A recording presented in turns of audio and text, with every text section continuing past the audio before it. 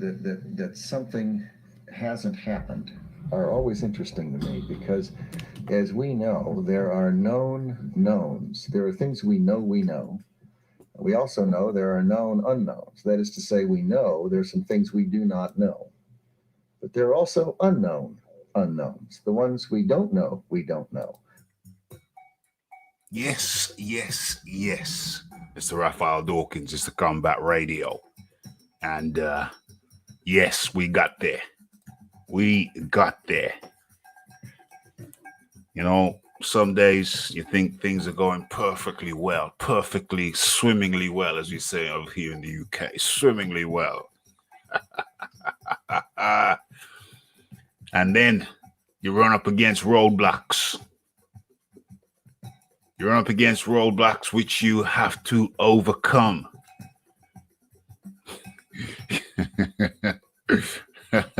You run up against roadblocks and you have to circumnavigate them. You have to get around them. You have to get over them, go around them, get under them. You know? And then when you do so, you move forward. And that's what we do over here at Raphael Combat Radio. We move forward with the good word. We're here to preach the good word, spread the good word, share the good word with one another, and all who come to enjoy the fair. Yeah, so we got a busy, action-packed show. I had to restart my modem, my computer, whatever. I think I need to clean it out, clean some files out, whatever. You know, it's not going as fast as the Rafi would like. Had some issues uploading videos. And then I uploaded a Larry Holmes video and cut the damn thing in half on the second edit. Now it's cut out all of the Larry Holmes parts. The trials and tribulations of a YouTube uploader. But you know what? If you don't love it, don't do it. If you don't love it, don't do it. And I love it. I love it, mate. I love the skill acquisition. The trials and tribulations, they go hand in hand. You know, things don't always go smoothly. Things don't always go smoothly as you would like. But it's okay. It's part of the thing. Okay, so anybody who's new to the show, this is Boxing Talk with Rafi. Okay, so anybody who's new. And we have just done the sound check. Okay, everything seems in order. I think what I'm going to do, go ahead and do is, let's have a look at that one. We're going to play the warm-in video, a short, quick warm-in video. Hold on a second. Can I get smart and creative with this? Can I get smart and creative with this? Damn. I think I'm about to do something I've never done before. I think I'm about to do something I have never done before. Let's see if we can do it. Let's see if this feat can be accomplished. I don't know if it can. I don't know if I can do it. Let's try. Okay, so anybody who's new to the show, damn, this might work. Anybody who's new to the show, this is Boxing Talk with Rafi, where we chop up and talk all things boxing and beyond.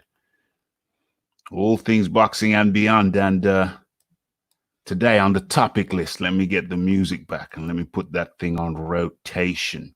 Yeah, and today, among the topics we will be featuring, will be, does beating Wilder make you great? That's one question. We're going to be looking at Mark Breland, the Gypsy King. We're going to be looking at Larry Holmes' words. He had some words to say about Wilder and Fury and what went wrong with Wilder, and a multitude of other things. But that's going to keep us busy and occupied. That's the schedule and more. but let me try and do something I've never done before on the show. Keep your fingers crossed. It's an experiment. Let's see if I can achieve this feat. Let me, this is a video which is, I tried to upload earlier, but my computer is, I think it might be clogged up. I need to clean out some files. I think that's what it is. So I tried to upload this earlier and it wasn't playing ball. But I think I'm going to try something I have never done before. And that is, let's see if I can get it. Oh my goodness. Oh my days. It might work. Oh my days. It might work. Okay. So I'm going to be premiering. I'm going to try to premiere the video that I was trying to upload without luck. So if this works, this is the premiere of, and I'm not even going to say what it is. I'm going to let you see it for yourselves. Okay, this is the premiere. Yes. It's Raphael Dawkins, it's the Combat Radio. And today we bring you news of Dazn. Dazn is coming to the UK. Yes, it's factual. Okay, so the breaking news.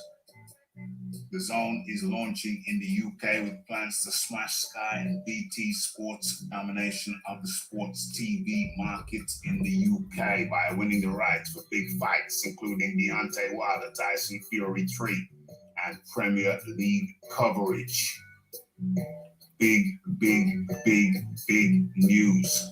Okay, so Dazn, the so-called Netflix of sports, is to launch in the UK in May, with Billy Joe Saunders expected to face Saul Canelo Alvarez in a mouth-watering? Yeah, it might make you mouth-water. Might just make you mouth-water. I look forward to the fight, no doubt. I don't know if my mouth is watering though.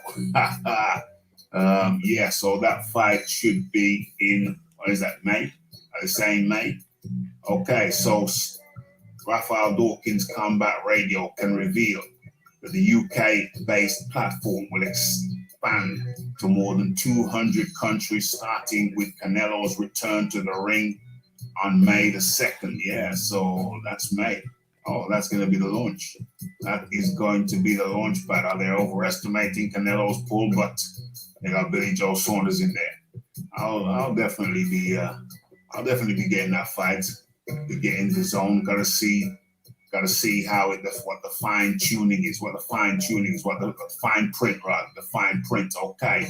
So WBO middleweight champion Saunders, super middleweight, actually, it should say, is the front runner to face world boxing superstar Saul Canelo Alvarez. Although that deal hasn't been finalized yet. Okay, so yeah, Liverpool's WBA champion Callum Smith is also in the mix. Yeah, so it could be either one of those guys. I thought that Billy Joe was the forerunner. Yeah, after the two, if I had to pick one, I would say which one I prefer to see. Yeah, Billy Joe. I'd rather see Billy Joe fight Canelo than what's his name? Callum Smith. Okay, anyway, moving on. So Dazn's impending expansion marks another seismic shift in the British broadcasting landscape, sports landscape, which has been dominated for the past few decades by the likes of Sky Sports and BT Sports. Dazn have not been shy in splashing the cash since entering boxing, with a $1 billion 8-year deal with Hearn. Yeah, that's how they kicked it off. They're likely to continue with this vein or in this vein after going global. It's expected that they will bid for the trilogy fight between Deontay Wilder and Tyson Fury, which has been reputedly penciled in for July in Las Vegas. Yeah, so it's big news, big things happening with Dazn. Fury, of course, is aligned with BT Sports in the UK, here in the UK, but Dazn showed what? But but Dazn showed his rematch victory, Tyson Fury's rematch victory in 5 European countries, and will likely test BT's resolve when the two heavyweights collide once more. So yeah, we're looking at what's that called? We're looking at a war. It's going to be a bidding war for that fight and other fights. BT, I kind of made a flippant remark about BT might likely push up the pay-per-view for the third fight, because less people are probably going to buy the third fight, so they're probably going to try and compensate for that by pushing up the price from 25, which has been moved up to 30. I predicted that. It was a spur of the moment statement, but then after I said it, I hadn't thought about it before I said it, but after I said it, I thought, oh no, I hope I'm not right. And yeah, I think unfortunately I might be right. With Dazn coming into the market, you can expect some bidding wars, and we, the consumer, will be the ones punished for bidding wars, because we're gonna have to pay for the high bids somewhere along the line. But yes, I would still rather have Dazn over here, have that app. There's lots of fights I want to see. I don't have Sky. I do pay-per-view per pay-per-view by pay-per-view. So I don't want to have to shell out for a lot of things that I don't want to see, primarily football. That's the big thing about Sky. I don't watch football no more. So I just, works out cheaper for me just to buy the pay-per-views. I could just stream it illegally like some people do, but obviously I do live broadcasts on the basis of those PPVs. So I don't want to be doing in the middle of a live broadcast and, the illegal stream goes down. That would be very, very embarrassing. So what do we see here with the article? Amazon Prime has recently dipped its toes into the UK market, showing Grand Slam tennis, Premier League football. Now Dazn hope to break the stranglehold of the traditional fight sports broadcasters in the UK before stretching its web onto other major sports, including Premier League football. Rather than putting the biggest fights on pay-per-view, which in the UK can cost up to £25, we're going to see if that's the new standard. Dazn charges a monthly subscription for all its coverage. Sources have indicated that the UK viewers will pay around £4.99 per month for the service, which will initially show around 12 boxing shows per year. Sign me up. My concern is that, things are going to be fragmented. One fight's going to be over here, the next fight over there, the next fight on Dazn, the next fight on Sky, the next fight on BT. But when I think about it, realistically, it still makes sense for me to just have Dazn. And if something isn't on their network, then I can shell out for the pay-per-view. It's still probably, almost certainly, going to be working out cheaper than your standard subscription. So the streaming service currently has US and international broadcasting rights to Anthony Joshua fights too. But the world heavyweight champion is still tied up with Matchroom's UK arm, which has an existing deal with Sky Sports. It is understood that Joshua's contract has between 1 and 2 years left to run, after which there will be a scramble and a bidding war. which I've just spoken of, a bidding war for his services. Canelo, meanwhile, signed a $365 million 5-year deal, 11-fight deal with Dazn in 2018. Yeah, so what was that? It was believed to be the richest contract of the time in sports history, and the Mexican superstar is set to return to the ring on the holiday weekend of Cinco de Mayo. Okay, so since launching in 2016, Dazn has so far expanded into 9 countries: Australia, Brazil, Canada, Germany, Italy, Japan, Spain, Switzerland, and the United States. They currently show a host of major sporting events, including the Premier League, Champions League, Bundesliga, and the Six Nations. That's rugby. Okay, folks, so that's the news. That's the word. Dazn are coming to the UK in May, and it's expected that they're going to kick off the launch, the UK launch, with a fight between Saul Canelo Alvarez and Billy Joe Saunders. Okay, so you heard it here first.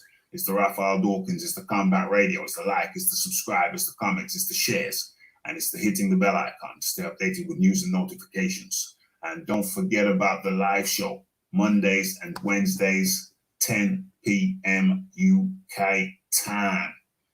Okay, it's Raphael Dawkins, the Combat Radio. Dazn coming to the UK in May. And I'm out. Yes, yes, yes.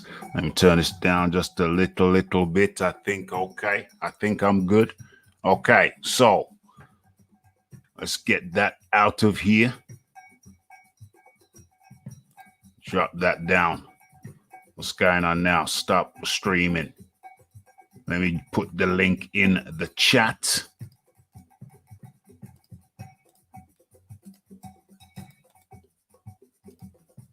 Boom, boom, boom. Okay, it's there. Let me turn the music up just a little bit. Okay, that's perfect. That's good. Okay, so what we're starting off with is so much to get through. Okay, so where are we now? Okay, let's do the roll call. Let's do a quick roll call. So we got the Philip Carl Roberts, we got the Shiz Biz, the Cal L. Scrolling down, the DJ Georgie Porgy. Am I showing that? There you go. Smash that like button on the way in. Muslim would say, let's get it on. We are live. Ross Clot in the building. Pablo in the building. Aaron Mason says Wilder is number one. Number one what? Number one what? I'm going to assume you've all... Oh, let's get the angles correct. Let's get the angles correct. Okay, that looks good. Rafi's looking tired in the eyes. Okay. Where are we? Ross Clot in the building. Pablo Diablo. Aaron Mason. The strange and bizarre Benno Cadman. Okay, who else we got? The last king of Scotland. What's happening, people? Yeah, Raphael Dawkins Combat Radio is happening. Some crazy technical issues, but you know what? The show must go on. That's how we do it. This is show business.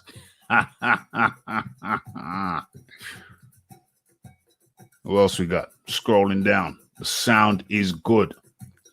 Session is live. The mix and blend. We got the mix and blend going. Warming video just complete. Tried to upload that out earlier. My computer wouldn't let me. So we improvise. We release the video live on the show, the video premiere, first time it's ever been done. It's another first for Raphael Dawkins Combat Radio. Okay, so the link is in the chat. Boom, again. Okay, so let's get into this Dazn talk. Okay, so as you know, as has been revealed here, I don't know if anybody else, any other channels have touched it yet, but I received the information from one of my reliable sources, and sure enough, found the source, found the link. I was actually sent the link. I was sent the link. So yeah, it's legit. It's up front. It's real. Dazn is coming to the UK. Benno Cadman says, I doubt Dazn in the UK. It's factual. It's factual.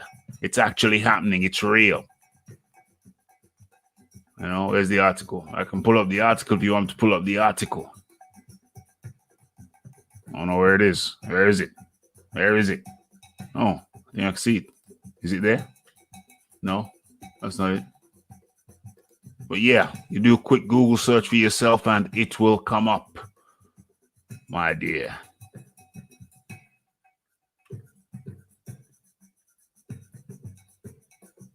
Well, they're going to come in unorthodox next fight. Unorthodox. I think he's unorthodox enough. What about all the broadcasters working together? Where's the profit in that? That's like communism, my friend. That's like communism. That's like communist Russia. Sharing things out equally? Are you crazy? That's not capitalism. That's not capitalism.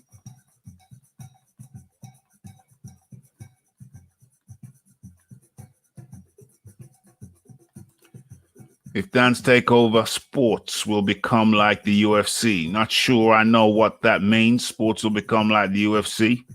I don't know. I don't know.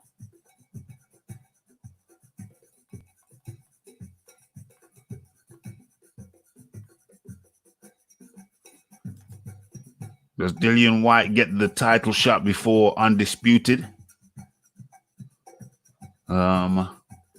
Undisputed. No, he's not mandatory till February 2021. And I don't see the WBC pushing Dillian White forward for mandatory. They've kept him waiting for some time.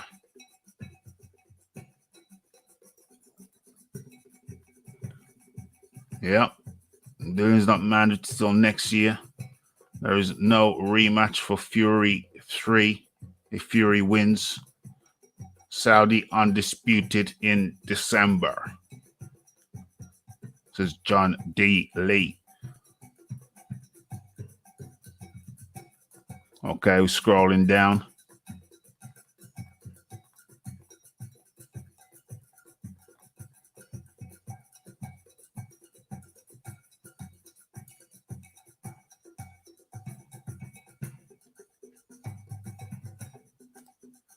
The zone should be competitive if the price is the same. The same as what?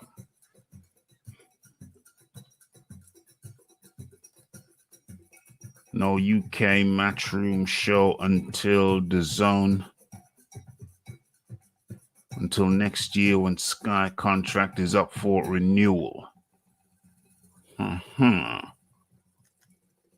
So no more Sky fights. Well, it depends on who gets the contract. Depends on who gets the contract. Sky got the contract now for Joshua fights in the UK. The zone have Joshua overseas. So would Matchroom go exclusively the zone? I don't know. I doubt it. I think they try and keep one foot in the door with Sky. I think they'll be looking to duplicate. Okay. Pablo Diablo's posted up a link. Let me go and check that out. Where are we? There we are. Let's have a look at that. Ah, there we are. Beautiful. That's exactly the one, Pablo Diablo. That's exactly the one. That is the article. Finally, the zone coming to the UK. Let me share my screen.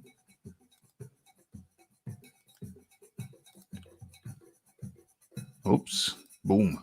Okay. So, in case you were wondering the legitimacy of this thing, this is from, where is this from? The Mail Online. Streaming giants, the zone.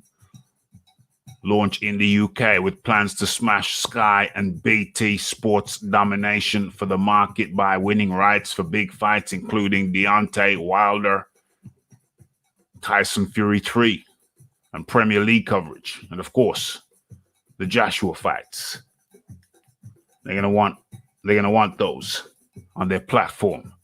I am excited. I am excited for this. I think it's a good thing for the UK potentially. Yep, got it, Pablo. Excellente. Same as in the UK, it's going to be $4.99, my friend. It's going to be cheaper than in the UK. It's going to be £4.99 initially.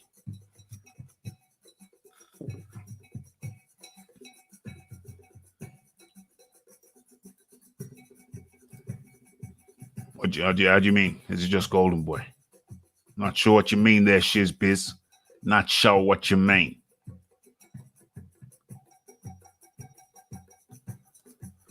Aaron Mason says, surely there can't be a mandatory. Surely Undisputed can't take place in December if the mandatory is due in February. I tell you, Aaron, they don't take the mandatory overly seriously over there at the WBC. They'll push that shizzle back, no problem. They'll push that shizzle back, no problem. Yeah, I think Sky have got another year to run on the contract with Matchroom. That's got another year to run with Sky. And then, it's up for renewal. It's all negotiable.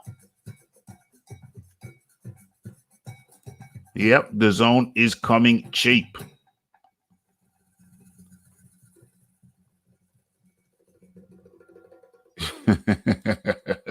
I think Shahid Soleil. Good evening, Shahid. I haven't seen you around these parts in a hot minute. I haven't seen Shahid around here for a while. Good to have you up in here.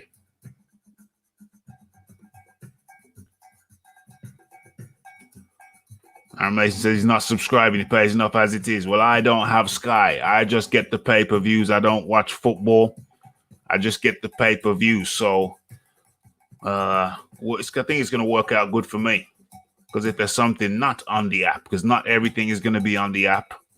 If there's something not on the app, I'll just shell out for the pay-per-view. You know? Yeah, that was in the article, my friend. That was in the article. I wish I could take claim for the Netflix comparison. That was in the article, though. You can smash that like button, hit that subscribe button. If anybody who hasn't hit that subscribe button, and don't be shy. If you appreciate the show, the value, don't be shy to tickle that PayPal button. We got to Scott 70, tickled it last show, the 100th show. That was an impromptu show on Friday. Go check it out if you have not done so.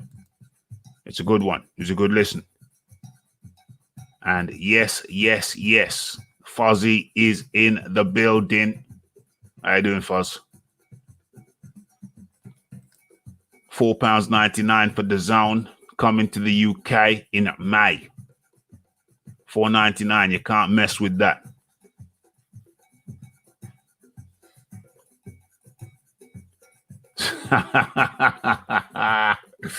That's a good post. So let me get this straight. So now we need Sky for Premier League, BT for Champions League, and the zone for boxing. that is accurate and hilarious. Yes, yes, yes. That's exactly how it's going down. But fortunately, I just need it for the boxing. I just need the boxing, so I'm good.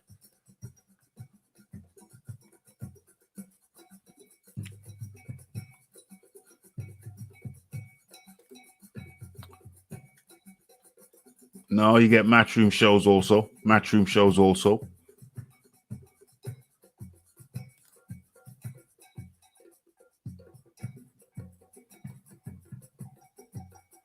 Yeah, well, I hope so. I hope so.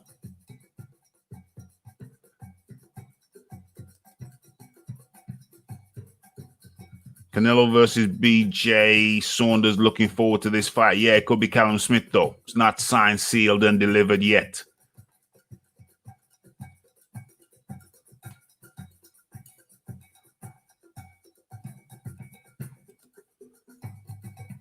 Yeah, mate, I tell you what, these jobs we have to do, these jobs we do, they take up so much of our day.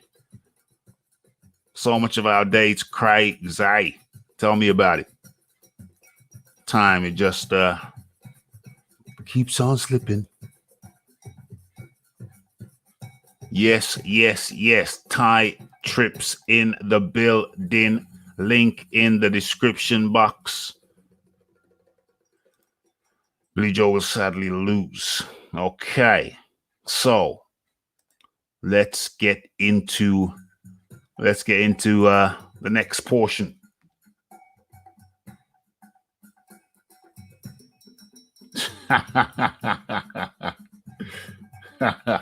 Hold on a second. Let me take care of some business. Where are we? Let's kind of deal with this.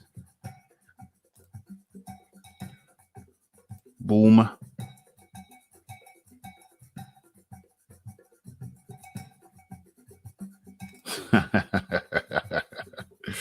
Okay, so where are we?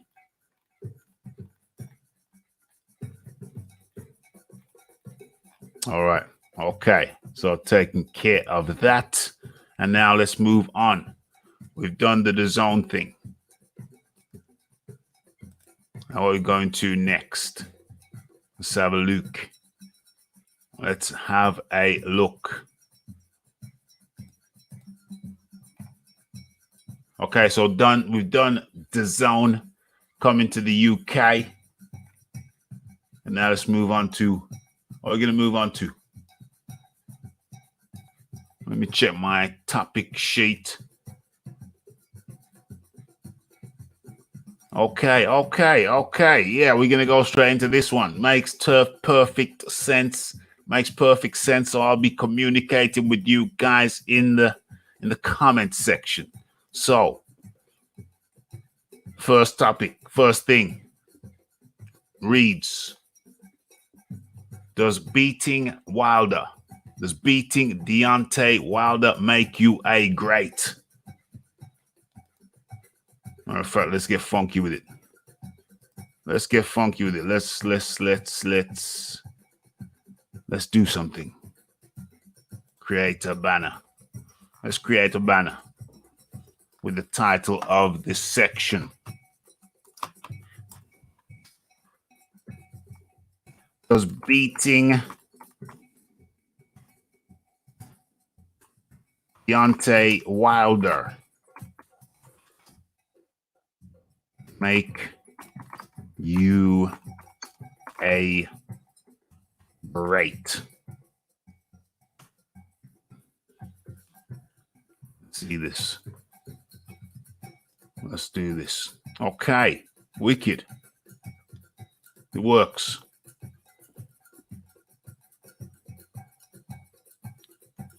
Let's get back into the comment section.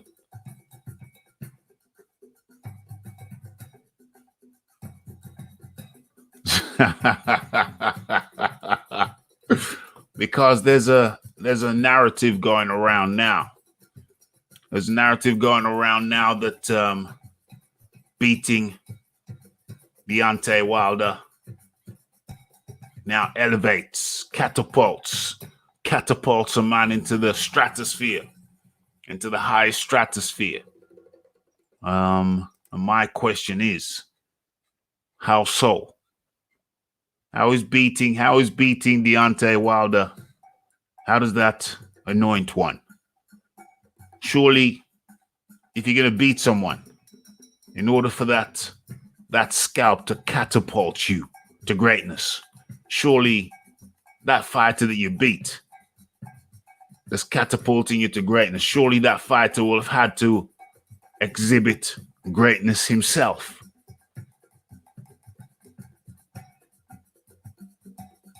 Surely that fighter will have had to have certain achievements under his belt, certain achievements in terms of quality of scalp. What is the quality of the scalp? What is the best scalp that Deontay Wilder has ever done, has ever had, has ever achieved? What's he done? Who he beat?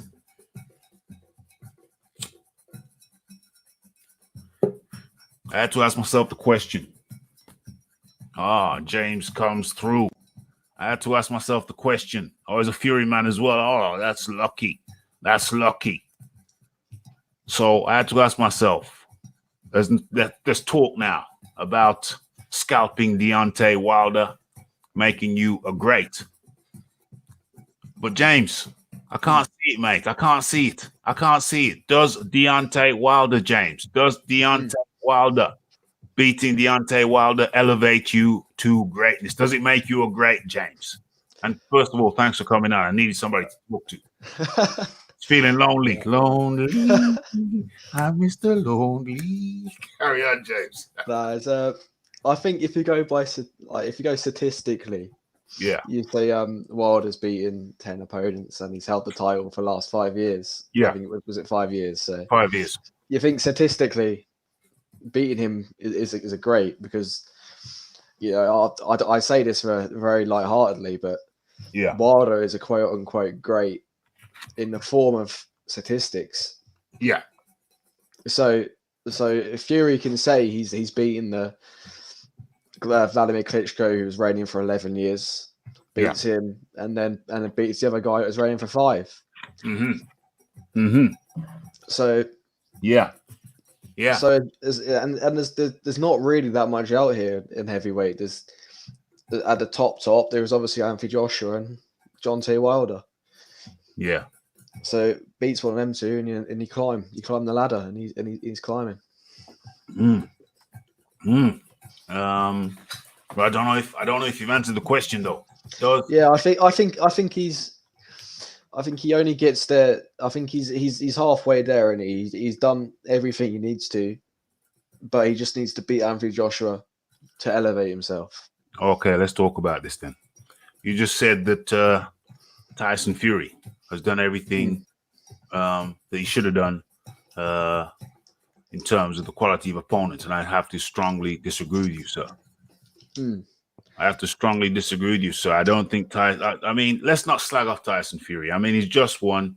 He's just become the WBC champ. He's just become the second. He's just become a man, only the second heavyweight, I think, to win the ring belt twice. So let's not get the wrong impression here, folks, that we're slagging off Tyson Fury. We're just examining this particular question. And the particular question is, because we've all been celebrating, his fans and his non-fans alike. Everybody's been celebrating. Even I've been celebrating. I'm not his biggest fan, but I've been celebrating. I've certainly been celebrating. I've said for a while it's the best heavyweight, and I think he proved it. Personally, hold on a second. Let's not get stray away from the path too far just now. Let's just stay on the path. And my question to myself, the question that I ask myself is, hold on a second. Does beating Deontay Wilder make you a great? And I had to ask myself the question. I thought, well, what the hell has Deontay Wilder done? so that beating him elevates you to greatness. I mean, Klitschko, you can say, pretty much fought everybody.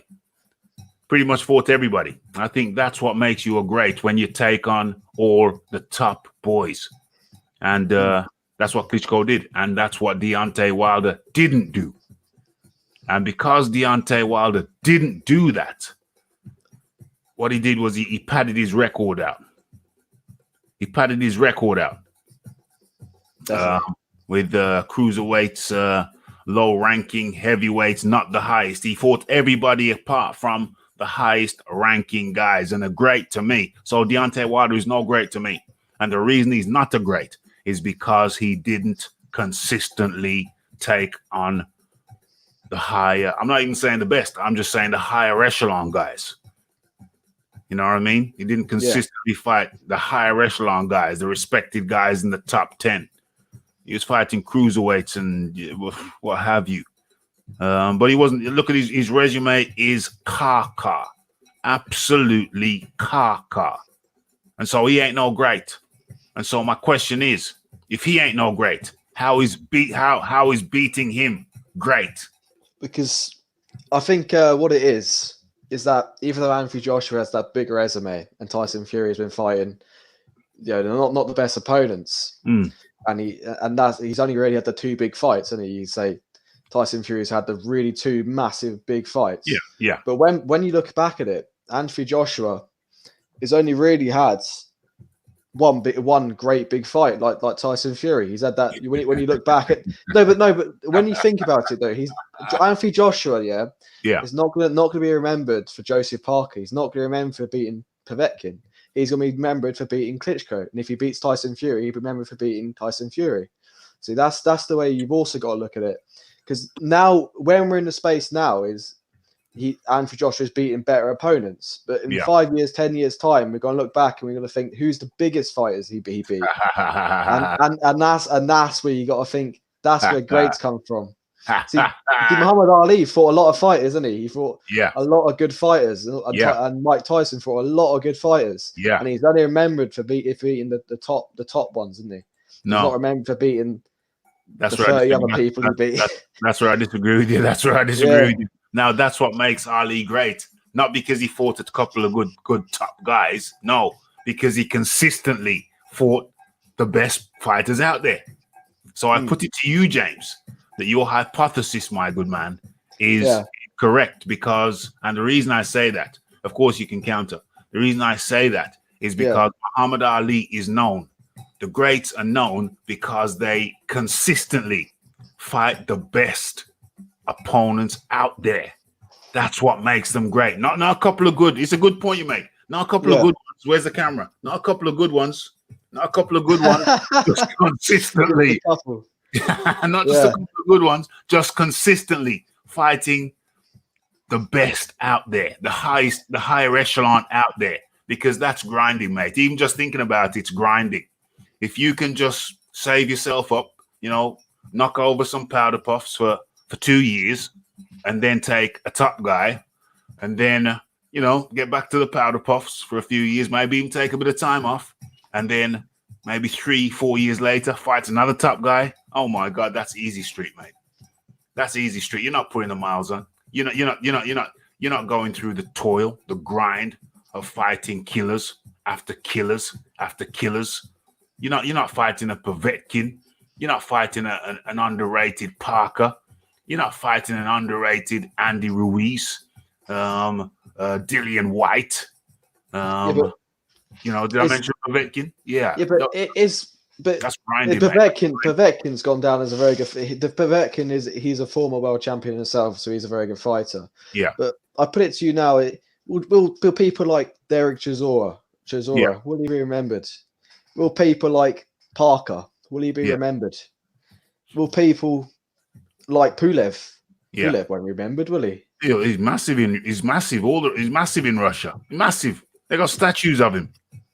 Statues over in Bulgaria, but Bulgaria.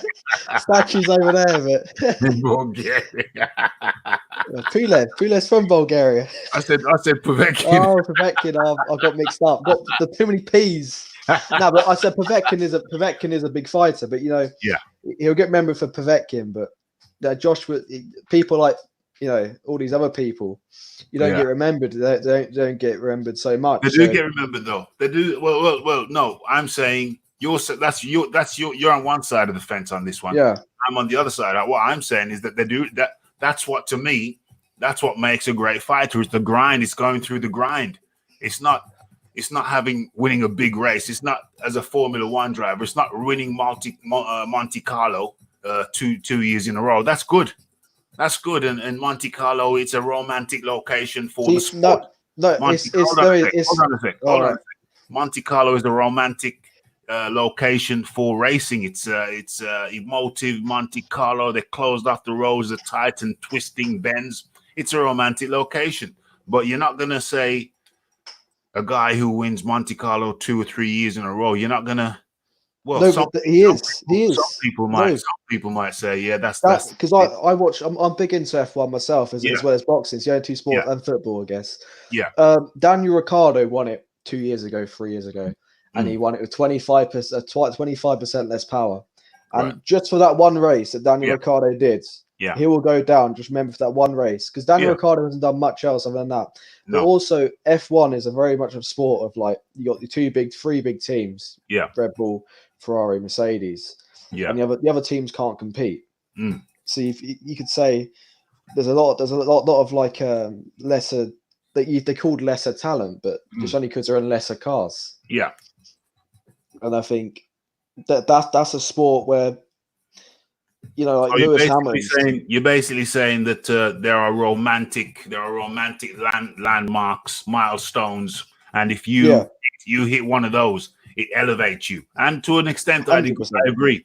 And to an extent, I agree. But the man who has the better overall resume, he's the one that people are going to say, yeah, he was solid throughout. But also, sorry. Also, I think the past gets, I dare I say, romanticized. Right. Because also in F1, people would never ever say, Michael Schumacher.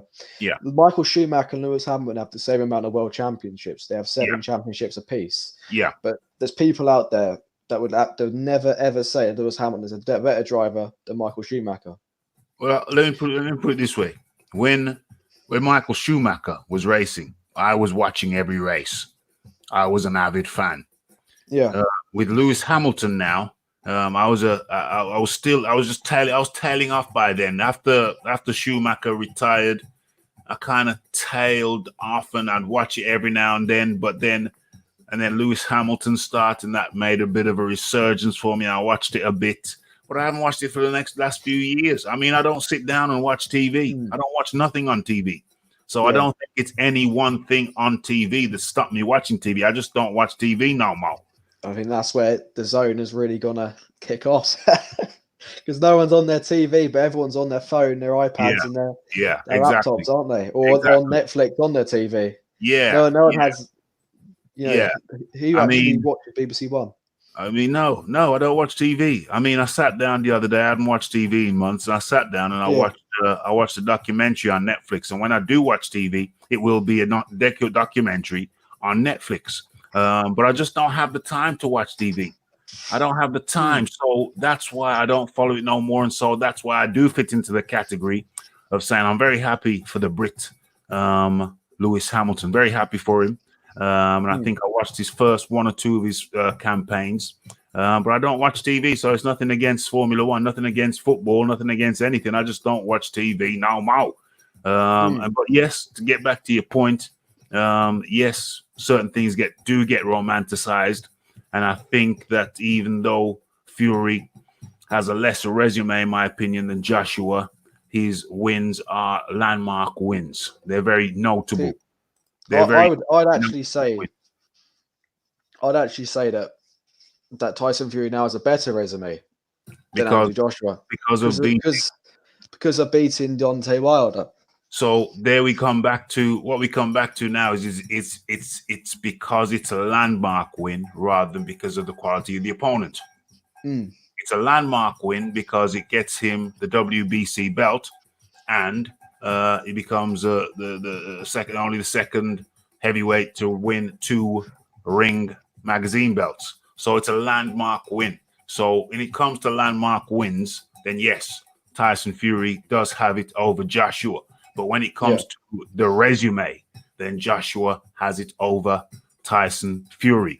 But I see your point. Those landmark wins are highly noticeable, and in the passage of time, they will be romanticized, and they perhaps get more credit than having a solid resume, beating, the top guys all the time. Yeah, I totally agree. So I think that's where we meet, and that's where we meet, and we have an understanding. We both agree that Tyson Fury's wins are landmark wins, and then on the other hand, Anthony Joshua's wins are solid resume wins.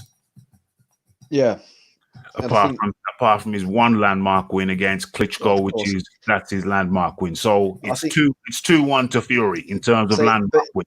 Even the Klitschko though, Anthony Joshua fought a worse Klitschko. This is a Klitschko been out the game for 2 years, 2 years older. There's two possibilities. You say it's a worse Klitschko, and I say it's a better Klitschko. This was a Klitschko who was re-motivated. He's just lost. He'd been in partial training camps over the 18 months gone. So it wasn't like he was sitting on the couch. He was in partial training camps. I think he had 3 partial training camps. So he was never just sitting around. And so, he wasn't just sitting around. So I think the Klitschko that we saw, I think if you look at it objectively, that was a way better Klitschko than the one that fought Tyson Fury. And then on the flip side of that, people can say, well, hold on a second. He wasn't better than the Klitschko that fought Tyson Fury. It's just that he couldn't hit Tyson Fury, but he could hit Joshua. That's the flip side of that argument. Take it away. Exactly. And I think I think I'm a very big Anthony Joshua fan, and I'm a very big Tyson Fury fan. I think that's where a lot of people are now very split, because you now all the belts are in one place, the UK. Yeah. You've now got to choose. Are you a Tyson Fury fan, or are you an Anthony Joshua fan first? You can only be one first, can't you? You can only be one. Exactly. There can only be one. You can only be you can be an Anthony Joshua fan, but when Anthony Joshua fights Tyson Fury, you're not going to be in that fight a neutral. I don't care what anyone says. It doesn't matter what I watch. I'm never neutral on anything. I've always pick a team, and I want this team to win. I want that team to win.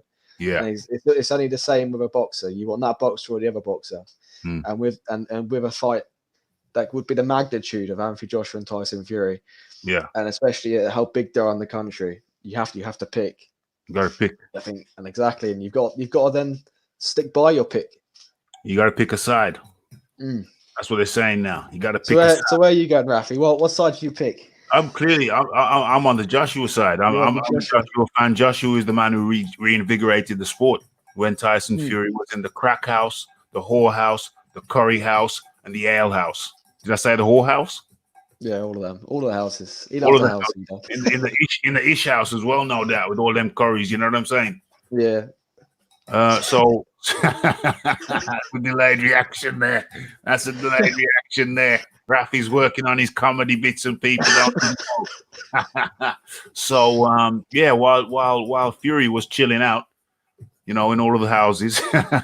In all the houses. While Fury was going in and out to different houses. Joshua was he was on the grind. He was repping for the UK. He was repping the UK around the world. He was beating international opponents. He was scalping man like Charles Martin from the USA. He scalped the New Zealand Samoan in the form of Parker. And then Southern Hemisphere. And then he goes over to Europe, or brings a man over to Europe, Dr. Steelhammer, and knocks him out. TKO, whatever you call it. And that was while Tyson Fury was going in and out of all these houses. And Anthony Joshua not only held it down, he put rocket fuel under the sport. He put rocket fuel under the sport. He did. And you got to give him all props. But how can you not applaud him for that? You got to applaud him. But he's only keeping the seat warm for the king.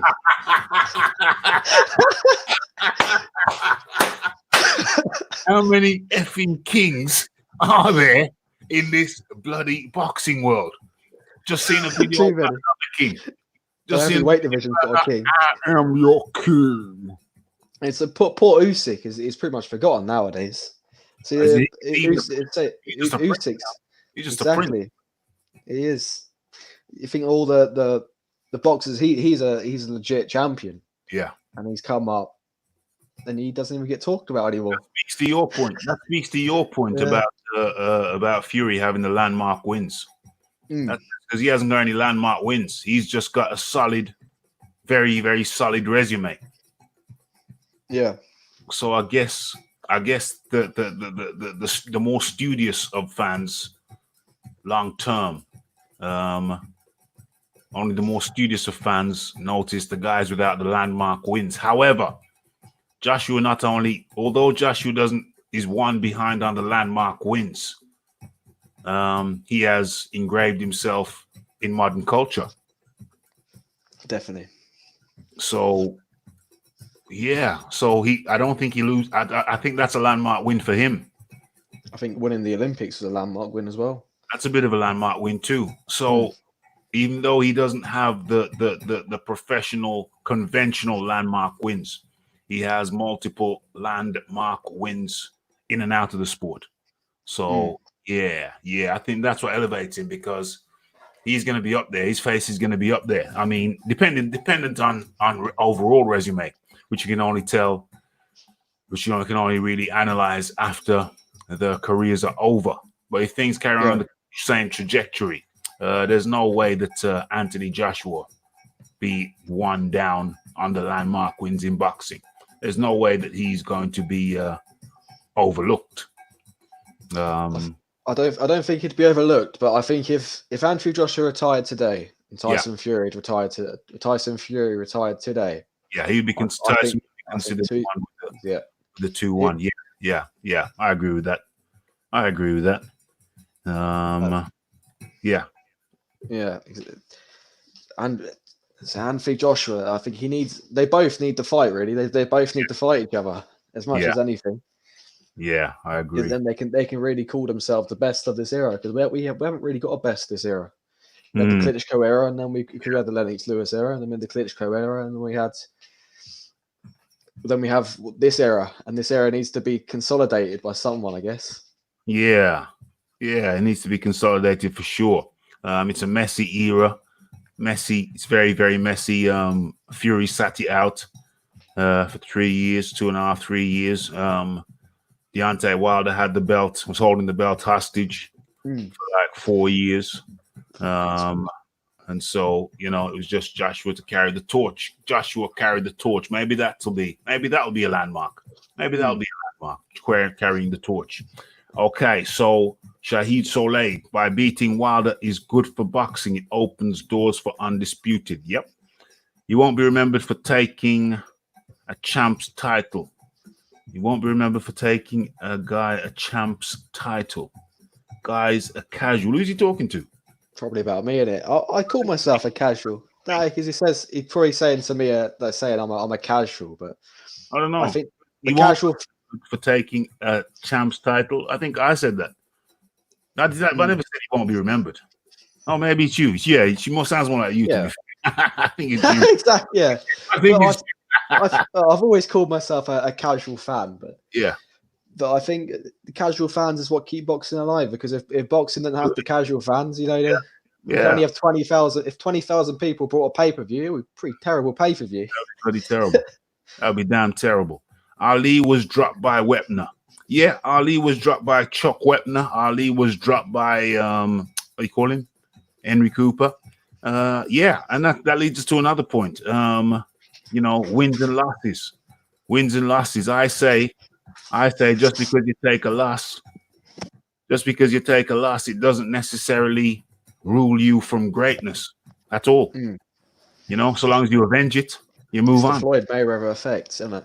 Floyd Mayweather effect.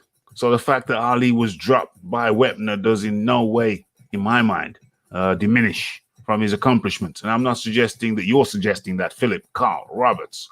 Ali was also dropped by Cooper. Yes, indeed. Doesn't diminish the greatness. The great thing, I need to get rid of these damn notifications. Keep on popping up on my screen. Let me take my time and do that now. Even though he was dropped, did he ever quit? Did he ever get knocked spark out? No. And that's a true champion. And you never quit. Yeah. He was a tough guy. That's why he's remembered like he is. Say again? That's why he's remembered like he is, because he is the true tough. Yeah, but there was so much more to him. It wasn't just his accomplishments in the ring. It was his philosophies outside of the ring. Also, he's refusing to go to Vietnam, which a lot of people disagreed with at the time. But on hindsight, it was a perfect decision. You know, he's an unjust. You know, I pounding on these poor people. Dropping bombs on these poor people. So you can see it at the time though, because you've got, like, let's say my family, I have to go because I'm of age. I had to then go out Vietnam, and then you've got Muhammad Ali just because he's a big icon and he can't go. It's just you can see what that really got people going. Isn't it? Oh yeah, you can see why people would get the hump. But you know, he lost his belt. It's not like he just sat at. Not just like he carried on. He lost his belt. He lost. You know, I think he was in prison for a period. I think he didn't he? Yeah. Was it a year and a half, 2 years, maybe something like that. He was behind bars, man. He was behind bars because he objected to the war. That's some crazy shizzle. Imagine that. Imagine that. Oh, sorry. IAC 74 up in the building. The great thing about beating Wilder is the LDBC getting exposed. They're very tearful over there. There's a lot of raw emotion. There's a lot of estrogen over there. Oh my goodness. I think that's why Wilder's legs are so skinny. All the estrogen he's been taking. It's all the estrogen pills. What's going on?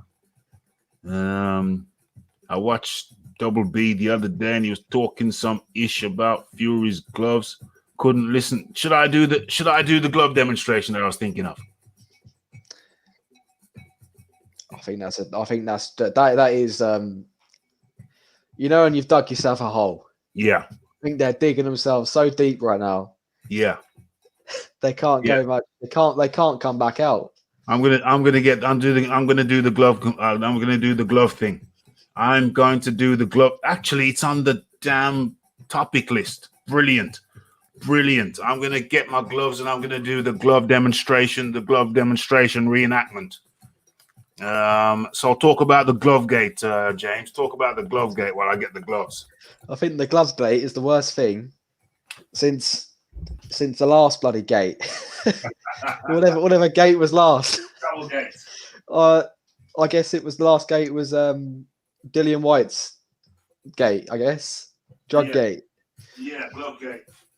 I think, and that was mainly the LBDC lot, whatever they're bloody called, whatever they call themselves.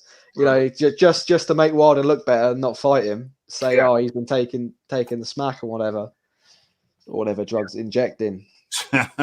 So it all stems from them lot. They do like to stir up the pot, don't they? They like to stir the pot, and as you can see, there is no glove on the hand because I just realized the gloves are in the boot of the car. So the gloves are in the boot of the car in my in a cotton rucksack.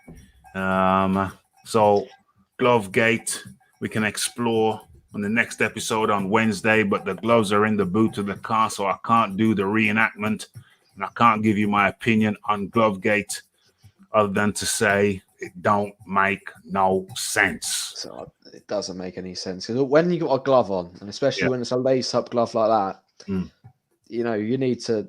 There's literally no way you can. How in which way could you move your arm, your hand down? You can't. When you got the wraps on as well. There's literally no way. It's just the way a glove is meant to fit is like a glove. It fits like a glove. They're made for you to fit like a glove on your hand. Yeah.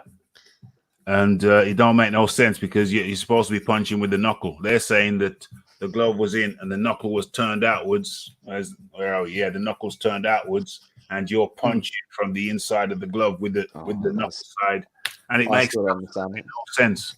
I thought they were saying about him slapping him was because he'd got his arm down and it was. Yeah. I Yeah. don't know. Yeah, well, the combination of the slapping and which The floppy glove, isn't it? The floppy glove. And then that's the floppy glove on the end, and then on the inside of the glove, you're supposed to have the fist was facing towards the lace. Now that's utterly ridiculous because you can't manipulate that much of your hand to be in the narrow part, which would be around your wrist. It'd be impossible. You'd have to be a magician at the highest level. I want to see Houdini try. You'd have to be some custom gloves that could fit your hand turned around that way in the wrist area, the narrow wrist area. So it makes absolutely no sense whatsoever. Mark Zola in the building. Yeah, when did Wilder try to fight AJ? Yeah, that's old chestnut. Yeah, never wanted it, mate. He never wanted Never wanted it, but he says he does, so I believe him. Yeah. Okay, so we're scrolling down. All that glove business is ridiculous. Utterly ridiculous. So what was the last topic we talked about? We got to Glovegate. Then we talked about Tyson Fury. Talked about Tyson Fury, and then the greatness. Does beating Wilder make you great? Oh yeah. Then we talked about the landmarks. Talked about landmark achievements being worth more, or appearing to be worth more than solid top 10, consistent top 10 wins. It's also how you beat someone, though, isn't it? It's how you've got to beat him in a good way. Not really, because the Klitschko one stunk the house out. But it was also called a boxing masterclass, though, because he couldn't hit him. So, well, I mean, yeah, you could say that, but he stunk the house out. And I can't see that what he did is a masterclass when he's just so messy. A masterclass, surely a masterclass involves an element of grace. Yeah, I suppose the last fight with Deontay Wilder wasn't a very good fight at all, was it? And the only highlights of him was getting knocked down twice. That was the highlights. No, I think that was a great fight. The last fight was a great fight. I'm saying that the Klitschko one. Yeah. What do you mean? Which fight are you talking about? Not Tyson Fury's last fight with Deontay Wilder. I mean the first fight. That fight was awful. That fight I find it difficult to watch again. It was exciting in the moment just because you didn't know what was going to go on. Yeah. But then after the fact, it's not the fight that you want to go and watch again. So I had to force myself to do it, and I did it. And that's when I realized that Fury was going to knock him out. So that's why I changed my mind from Wilder knocking out Fury until on the last week, on the both podcasts before, on the last week, I said Fury is going to knock Wilder out because I saw something in the 12th round. I saw how he pushed Wilder back in the 12th round. And I calculated that he would be looking at that 12th round, the second half of the 12th round, after he got knocked down and got back up, how Fury bossed Deontay Wilder around, bossed him around, pushed him back. Easily. It was easy. Too easy. That's another issue. Too easy. Yeah, well, easy is easy. I mean, you're gonna take it. You're gonna take an easy day. Nobody's gonna turn down an easy day at work. So let me run through these, and then we're gonna get to the next topic. Wilder says he's just begun, yet he's already lost both of the battles. Says the war has just begun, but 2/3 of the war's already taken place. So I mean, if you win the last one, I mean, okay, credit to you, but you've lost 2/3. But it is quite fascinating how winning the last one is really all that matters. James, is that true? Yes, because the first one was a draw. So yeah, the last one was actually a decisive win. Yeah, it wasn't just because a lot of boxing matches you get these narrow decisions, don't you? And these controversies. This was no controversy. This was a clear-cut victory. Very clear. 10-0 thumping. Very clear. Very clear. Okay, so I'm scrolling down through these things. Oh, Flip, I saw BFTV video before, and he said if Wilder knew Fury would run at him, at the start of the fight, then Wilder would have knocked him. Oh God, So he needs that guy. Honestly, I think that guy has some kind of mental illness because that guy is nuts. he's. Apparently, BFTV said that if Wilder knew Fury would run at him, was going to run at him at the start of the fight, then Wilder would have knocked him out. Well, surely Wilder saw Fury run at him. So why didn't he knock him out then? Does it need to be? Does he need to receive the information via email? By Google? I carry a pigeon. That's what you need. By horse and carriage? Is there a particular method that he needs to receive that shizzle? He saw the man run at him, very clear as day. Dr. Woodok, Fury is a Fury guy. Fury has higher quality. AJ has a better breadth and depth. Yeah, but Wilder isn't quality though. Yeah, Wilder isn't a quality win to me. Sorry, but it does fall under a landmark win. That's the clincher. It is a landmark win. What's going on here? Have I lost my place? Okay, there's a lot of comments. I'm never gonna get through all of these. I think we have to push on.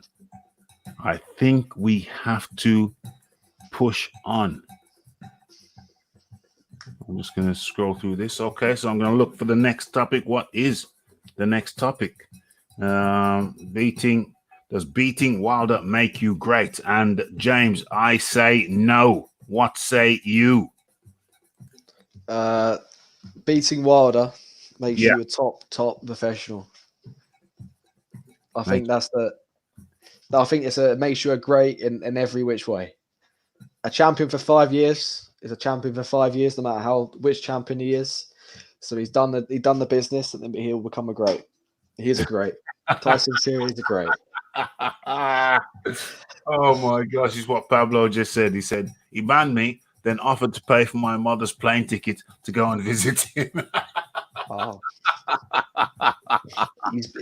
I tried going on there a long time ago, and I said something about something, and he started effing and blinding at me and saying, "I'd love to see your mother and stuff." And he just said stuff about my mum and stuff. I'm bloody hell, I only come on about something. Yeah, he is a filthy human being, honestly. Character. He mentioned my mum, and disgusting. He's disgusting. You can't say anything back, because as soon as you say something back, he just bans you straight out. You can't say anything back. But I thought I knew that. But the first time I went on, he said, "Yeah, and you're something about your mother." And I went, "Well, yeah, your mom had a Smurf. Your mom gave birth to a Smurf or something like that." And before I got the last word out, June, he cut me off. Cut me off. But I rang back again and got on the same day. You know what I'm saying? I thought, let me just go in nice, let me go in smooth, and I'll lull him into a false sense of security, and I'll kind of relax. No, I think he needs to talk to Tyson Fury's shrink. That's what he needs to talk to. Get him on the right track. Yeah. Well, sort him out. Yeah, I'd like to think. I helped him a little bit. I helped him, rethink a little bit, re-strategize. Have you been on there lately? No. He's got a new strategy now. He's got a new strategy. He just mutes people. He's even worse now, isn't he? He's worse now. I mean, I kind of got him comfortable, kind of talking gently. Butted him up, Yeah, butted him up, got him comfortable, and he let me talk, without muting me. But nowadays, the few times I've just popped over there for a few seconds, nowadays, he's not even letting people talk now. It's just a few seconds, boom. Say something you don't like, and then boom, you are out. Okay, now I definitely need to move on now. I think Fury knows why it beats him. Yeah. Maybe not. Since Wilder's lost, nobody can get on that channel unless you kiss Wilder or BFTB's ass. Nobody can get on. I don't feel allowed on that channel if you don't kiss Wilder's ass, to be honest.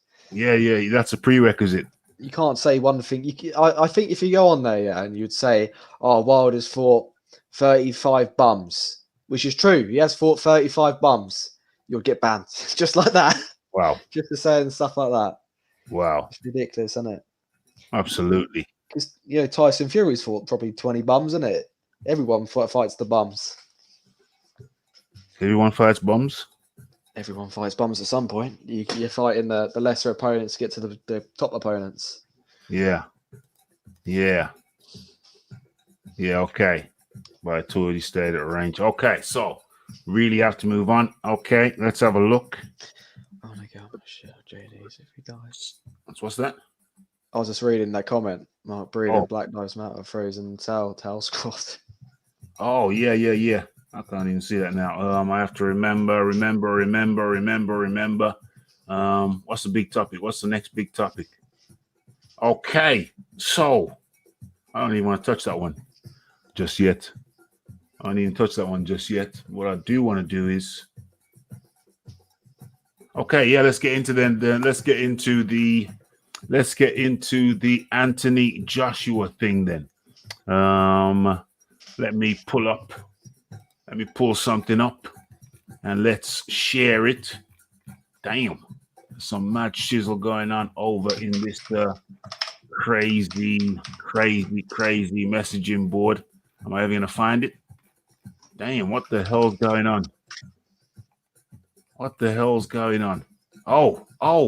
See, I've just typed in BFTV. And he's got his thing and he's streaming now. Yeah. And his title is BFTV boxing, what an exposed fighter looks like. And he's got to add that picture of AJ looking now. Because he's ripping AJ apart.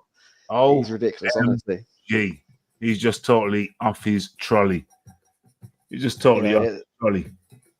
At least AJ wasn't bloody, I don't know, like getting absolutely battered in there. Battered and bruised. And, from the first round. Wilder looked like he didn't want to, but he didn't want to be there. No one wants to be there when you're getting pummeled, I guess. Pummeled. Utterly madness. But listen, I gotta go over to this caption. Where is that caption? Oh, there it is. I'm gonna have to keep that caption up, and I'm gonna have to do something because I've had a little bit of technical difficulty. Oh dear. I've had a little bit of technical difficulty over the last 24 hours or so with the videos. I think I need to reset my computer and clean up some shizzle. But we're gonna do something. I think I chopped the video in half in the second editing, and it was a Larry Holmes thing. So what I'm gonna do is I'm gonna go and open up the Larry Holmes video, or the original piece, and I've got it time-stamped so I know what parts I need. So we're gonna do a reenactment of the video in here. I'm just gonna use the timestamps to navigate through and make some comments and observations. Damn, I'm good. Come prepared, you know. Hey, well, I wasn't prepared, but I found it pretty damn quick. I surprised myself. Computer whiz. That's what you are, computer whiz. I'm terrible though. I'm terrible on the computer, but I'm happy that I can. As terrible as I am with the computer, I've been able to do so much. That's the miracle. It's like I really wish I could do some like a one night a week at college or something, because there's a lot of shizzle I don't know. I'll tell you what, I do that college course. I do that 3 days a week, and you don't know anything to do with computers anyway, so you won't learn much. Damn. Well, I'd insist on learning much. Big boys boxing up in the building. How do you do? Not bad. And yourself, Refi? Yeah, man. Having a few little technical issues, but it don't matter. The show goes on. You know what I'm saying? Nothing ever runs 100% smooth. I know exactly what you mean. I had issues over the weekend. Nothing goes 100% smooth, man. The quality is in overcoming hurdles and obstacles and still getting the show on, mate. Still, that's right. Still getting. Gotta keep chugging. Gotta keep chugging. Gotta get the thing to market. Don't matter if you have to carry it on your back. So Big Boys Boston, I'm gonna let you just wax lyrically about your thoughts and observations. On any particular subject, or Well, Joshua Pulev? Well, no, not Joshua Pulev yet, because I think I'm gonna do the Larry Holmes first. I think we were talking about does beating Wilder make you great? For me, if Fury had a more depth resume prior to facing Wilder, possibly, but he doesn't, so no. Yeah. Just makes you a champion at this stage, and you can go on and point out the good points of it. He's beaten the longest reigning champion. He's beaten the heaviest hitter in the division. But the fact of the matter is, it's not going to make him great yet. He's got to fight some other top fighters to be an ATG or just a GOAT. Yeah. The resume ain't thick enough. It ain't heavy enough.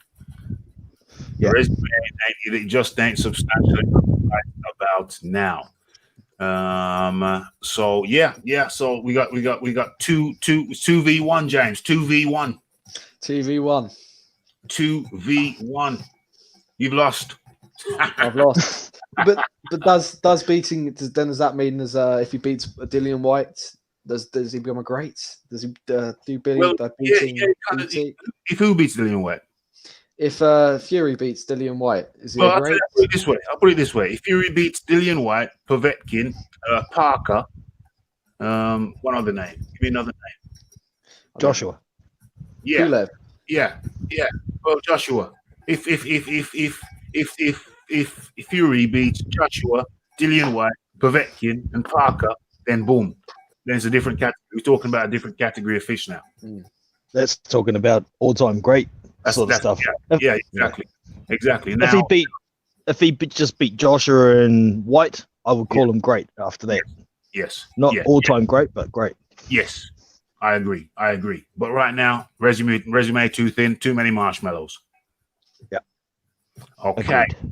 Okay. So we're gonna try and do this thing. I made a video. It was perfectly good, and I thought I'd tweak it, and I cut it in half, and it chopped out Larry Holmes's statements, even though it's a Larry Holmes video.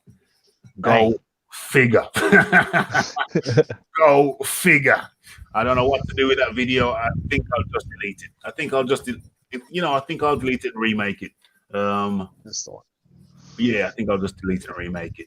Okay, but for the people who are disappointed who've seen the chopped up version, the one that's chopped in half version, my apologies goes out to you, and I will put a link. I may just repeat. I may remake the video, or I may remake it, or I may if I make a good job of reenacting it here now, then boom, this is it. Okay, so I will attempt to do so whilst not being able to see the other screen. So, okay, let's go. Let's give this a shot. Let's bring the music volume way down. Okay, let's try. Let's see if I can do this by going off my timestamps. Okay, so introducing.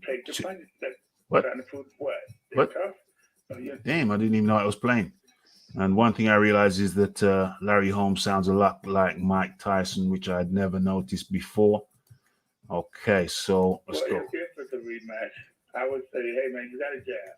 I'll teach him how to jab. He don't know how to jab. One point I was trying to teach him how to jab once he was here, but he never learned how to jab. He got to know how to jab.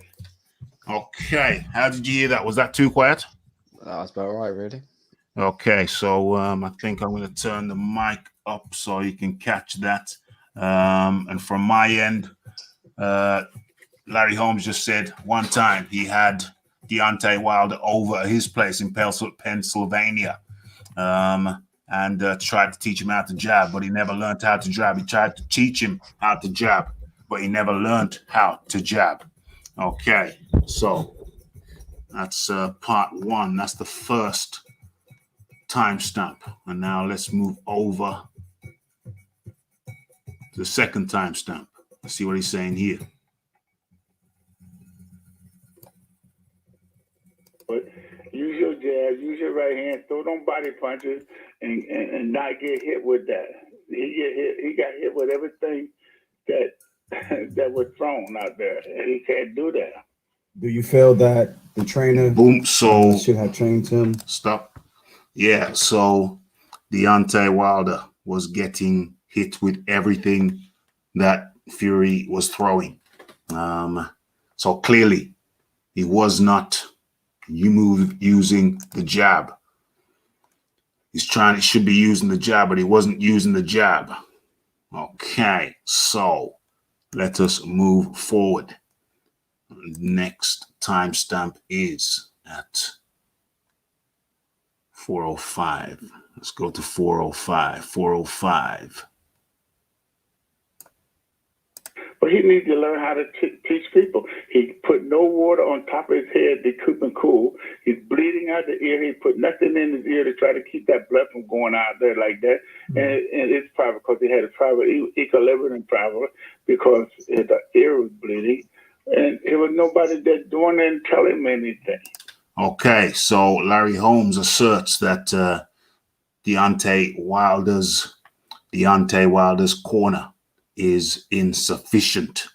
They don't know what they are doing. There's nobody giving him instructions in between rounds. And to be quite frank, I noticed that myself. I did observe in real time that no one seemed to be giving Deontay Wilder instruction. Now, the question for that is it because they're negligent, or is it because they just know he don't take information in? We move on. You step in, you step out. You go right, you go left. You keep going like that with a guy that punches. You're like big as he is and everything else. He should not stay there and try to trade punches with a big guy. You hit and run. Hit and run. You go left, you go right, you go in, you go out. But all we saw from Deontay Wilder was going backwards in a straight line. Stick that jab out. If you go back and look at the tapes and stuff that I fought with Ernest Shavers, with Kenny Norton, with all of them, that I fought, I didn't stay there and get hit up with the punches. And these guys that take the punches, that trying to prove what? They're tough. Trying to prove that they're tough. He's just standing there with his hands up. And, from my observation, Tyson Fury was going to the left, to the right, and straight down the pipe. So standing there with your hands up like two baseball bats either side of your head, I really don't think that will cut it. Okay, let's go to another soundbite. I think this might be the last but one. Let's get this baby lined up. Okay, what's that? 54. Yeah, we're there. We're there. Let's go. Let's go. No, if you don't want to learn, you shouldn't be in the ring. So Larry, if you don't want to learn, you shouldn't be in the ring. He's referring to Tyson Deontay Wilder's lack of evolution. Deontay Wilder, Larry Holmes asserting there is a lack of evolution. If you don't want to learn, you should not be in the ring. And the last soundbite. You're a fighter. You got to fight. You got to stick to jab, no jab. How many jabs he throw? Did you count them? He would throw no jabs, hardly. And then all he did was get hit on. He got hit on the ear. Nobody tried to clean the ear up, because all they did was talk about the ear. So you basically saying he tried. All they did was talk about the ear. That he had training them, didn't know what the fuck they were doing. Excuse my language, okay? They didn't know what they was doing, man. How you going to teach? If you want to teach a guy how to fight, you teach him how to fight. You show him how to fight. Mark Bueling don't know how to fight. He was champion for a minute, I guess, over there, but very good. But he didn't know nothing about how to train fighters. Didn't know how to do it. So you got to know how to train fighters so that you can get your fighter to work. But he knew how to. Boom, boom, boom. Just because you were a great fighter, it doesn't automatically translate that you are going to be a great trainer. Big Boys Boxing. Yeah, well, a few points there. Definitely worth mentioning the jab. I think Deontay can jab, but he doesn't. This is a problem.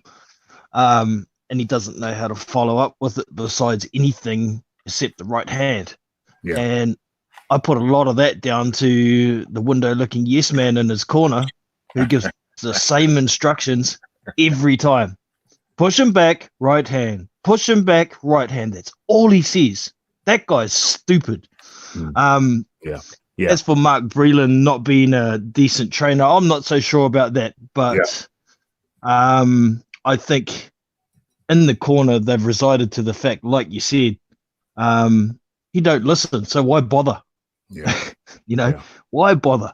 He's not going to do what you tell him to do anyway. So, and I think this is an effect of having too many yes men in the team. Once again, they're all obsessed with Deontay's power. Power is great, but if you don't have fundamentals to be able to change your game up, there's nothing to fall back on, and it's really hard to learn. So, what is he? 34 years old. How many new tricks can you teach an old dog to a certain extent? But the dog's got to bloody listen, doesn't he? So got to want to learn. He's got to want to learn.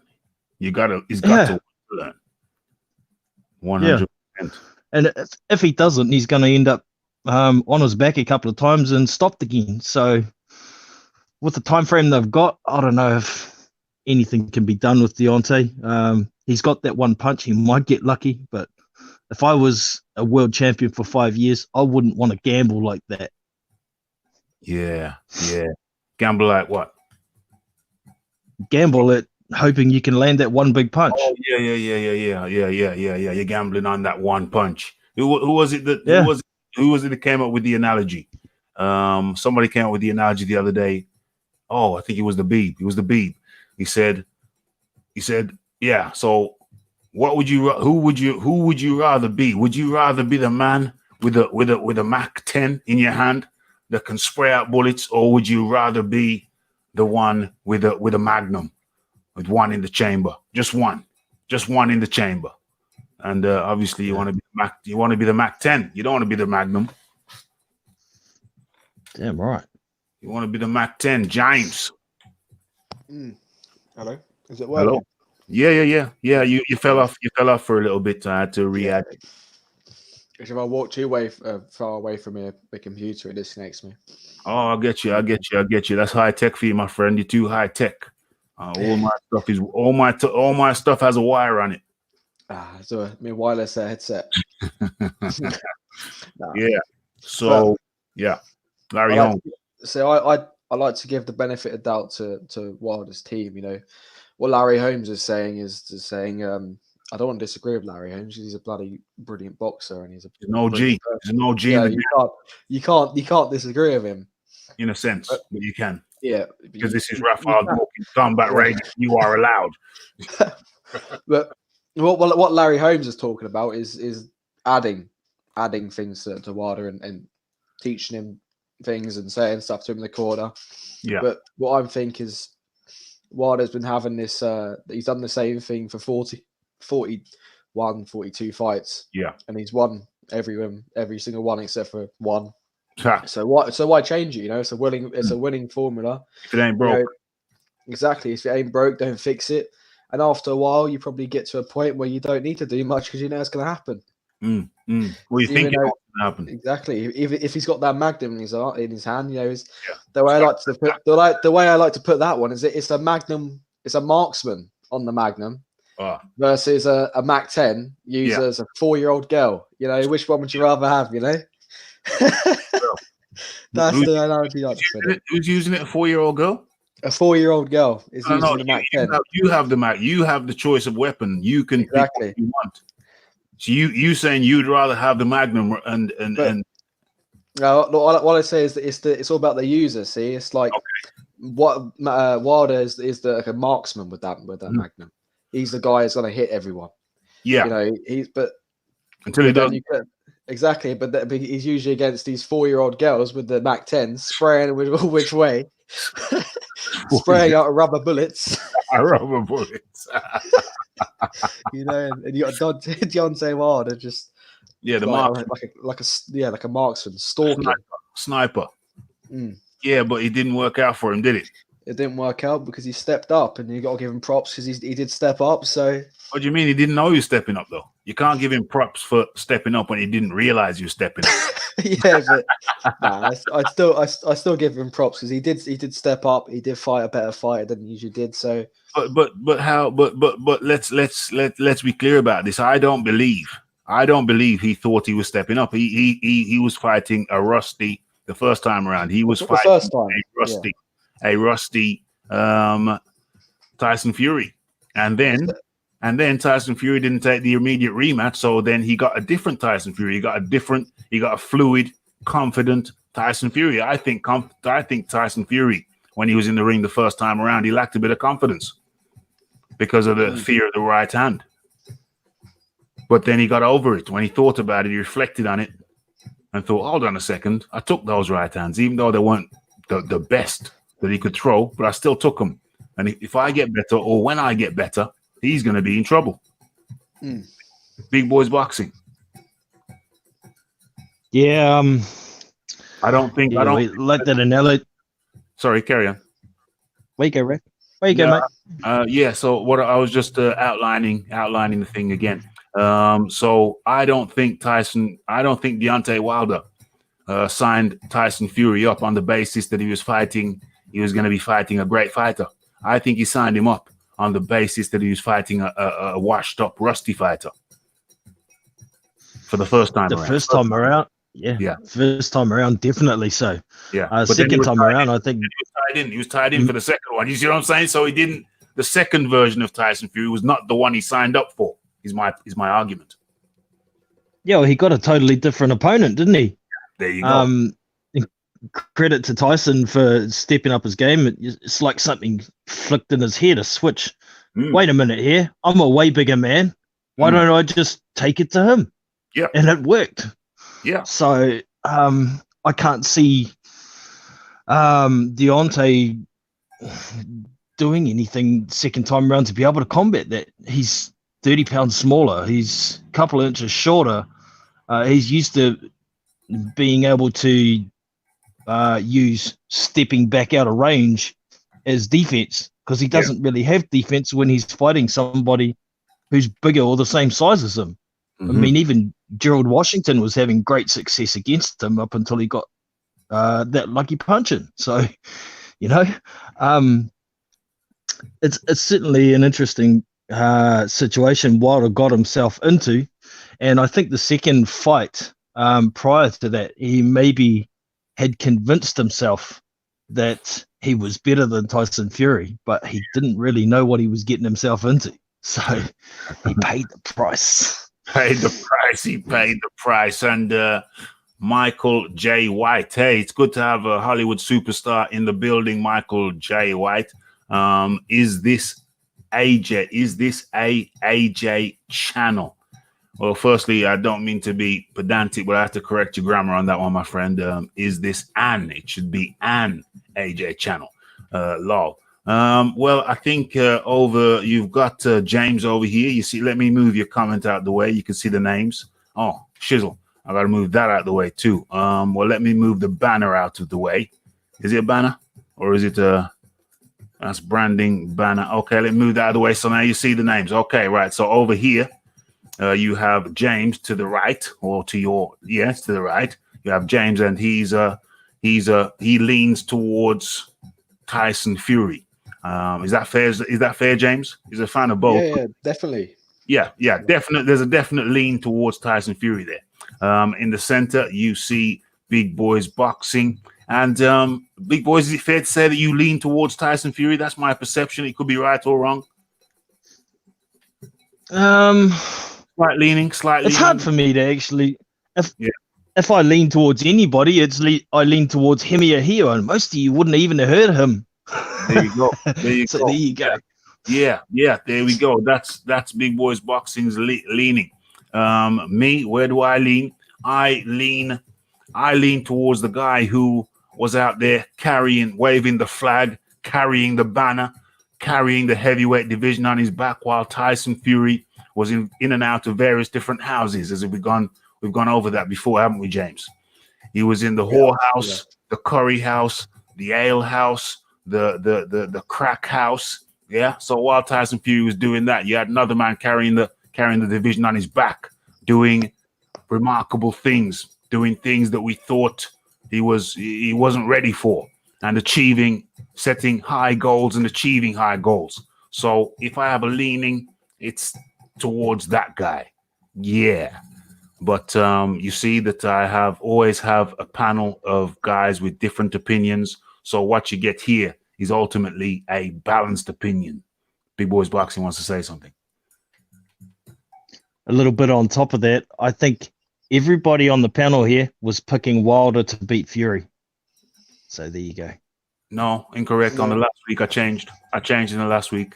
I always back Fury. Oh, you changed? Okay. Yeah, I changed in the last week. The last two podcasts of that week. The last two podcasts of that week, I changed from Wilder knocking out Fury to Fury knocking out Wilder. I was always in the. Fair enough. I was picking Wilder. Yeah. I don't know who.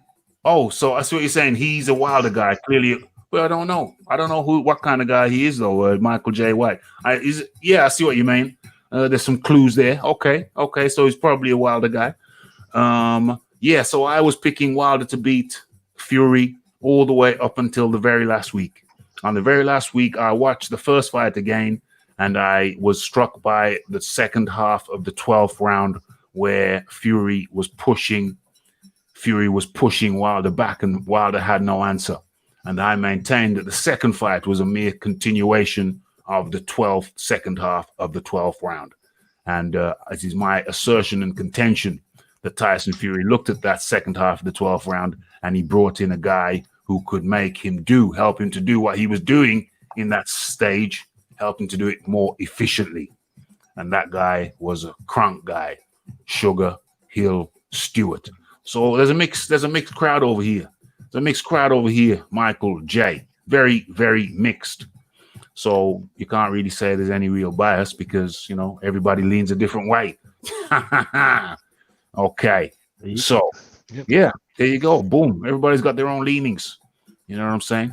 And if I have to lean a different way, then I lean a different way. So, you know what I'm saying? So you're always going to get objectivity. That is guaranteed no matter the leaning. Objectivity comes first. Okay, so I'm sorry I haven't been able to keep up with the chat. What's going on in here? Said Fury. Okay. Pablo said, I said Fury by KO or TKO. Round 9 to 12. I was wrong, but not by much. Yeah, I changed in the last week to Fury by KO middle rounds. I think I said 6 or 7. I was very, very close, but it don't matter because I didn't put no money on it. Highly unfortunate. I put money on Fury by stoppage, even though I thought Wilder would win. Damn. Paid 5-1, so I was happy. Oh, damn. I would have put a tenner on. I'd have been happy. I'd have been happy if I'd have put a tenner on middle rounds. Damn it. Gonna wait till this guy catches up to chat. See, I've caught up with the chat.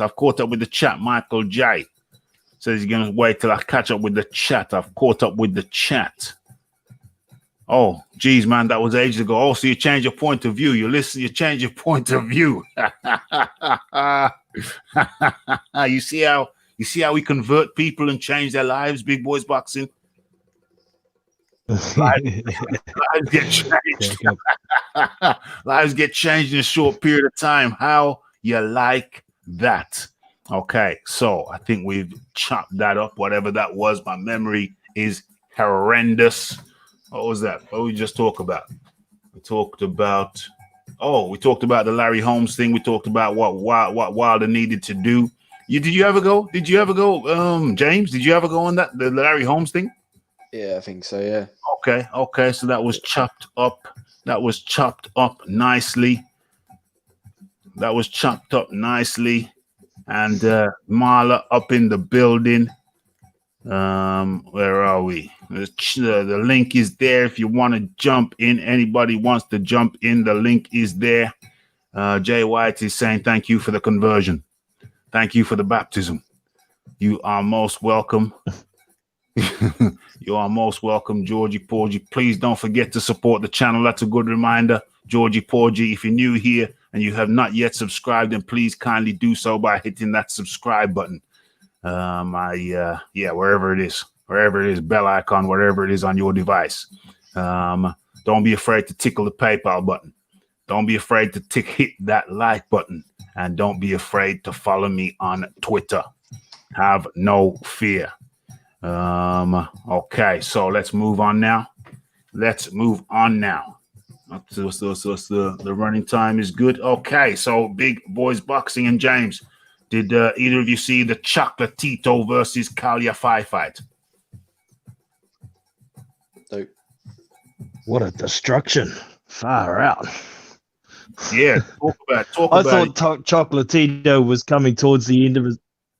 Thought he was coming towards the end of his career. I thought, Calify might have enough in him to deter Chocolatito from coming in and throwing all those punches. And I thought maybe Chocolatito's legs might not let him catch up to Calify, but he didn't need Calify didn't fight his own fight, didn't use his legs. And I don't think Chocolatito was allowing him to use his legs, just with the amount of work he put in. Huge effort from the older guy. And he's not actually that much older. I thought he was like 38, but he's only like 33. Damn, had a tough paper round. Yeah. But coming up a weight division and captures another title, good for him, man. And I don't think Calify should take that rematch as yet. I think he should stay as far away from Roman Chocolatito Gonzalez as he possibly can. He don't need that guy in his life. No. You know, he don't need that guy in his life whatsoever. It's like you say, the commentators were saying that, Calify has changed his game plan. He's just standing in there toe-to-toe. But I say, wherever he went in that ring, Chocolatito would have been on him like white on rice. Yep. He'd have been on him like white on rice, mate. He was just standing there in the pocket. He was just like, I'm not the biggest fan of the lighter guys, those super light bantam and what have you. You know, I'm not the biggest fan of those weight divisions, but I have to confess, Chocolatito, he's a special one. Is he not, Big Boys Boxing? He's a special one. He's a special one. He certainly puts his punches together, punches in bunches, and the man's got an engine that will last for days. Days and days. Okay, so that was the Chocolatito. What was the other one? What was the other one that I saw? Chocolatito. Jay Harris and no, Joe Martinez. No, I didn't see that one. Joseph Parker, the Joseph Parker fight. That was the other one I watched. So Joseph Parker went to town on what do you call it? What's his name? What's that guy? Shondell Winters.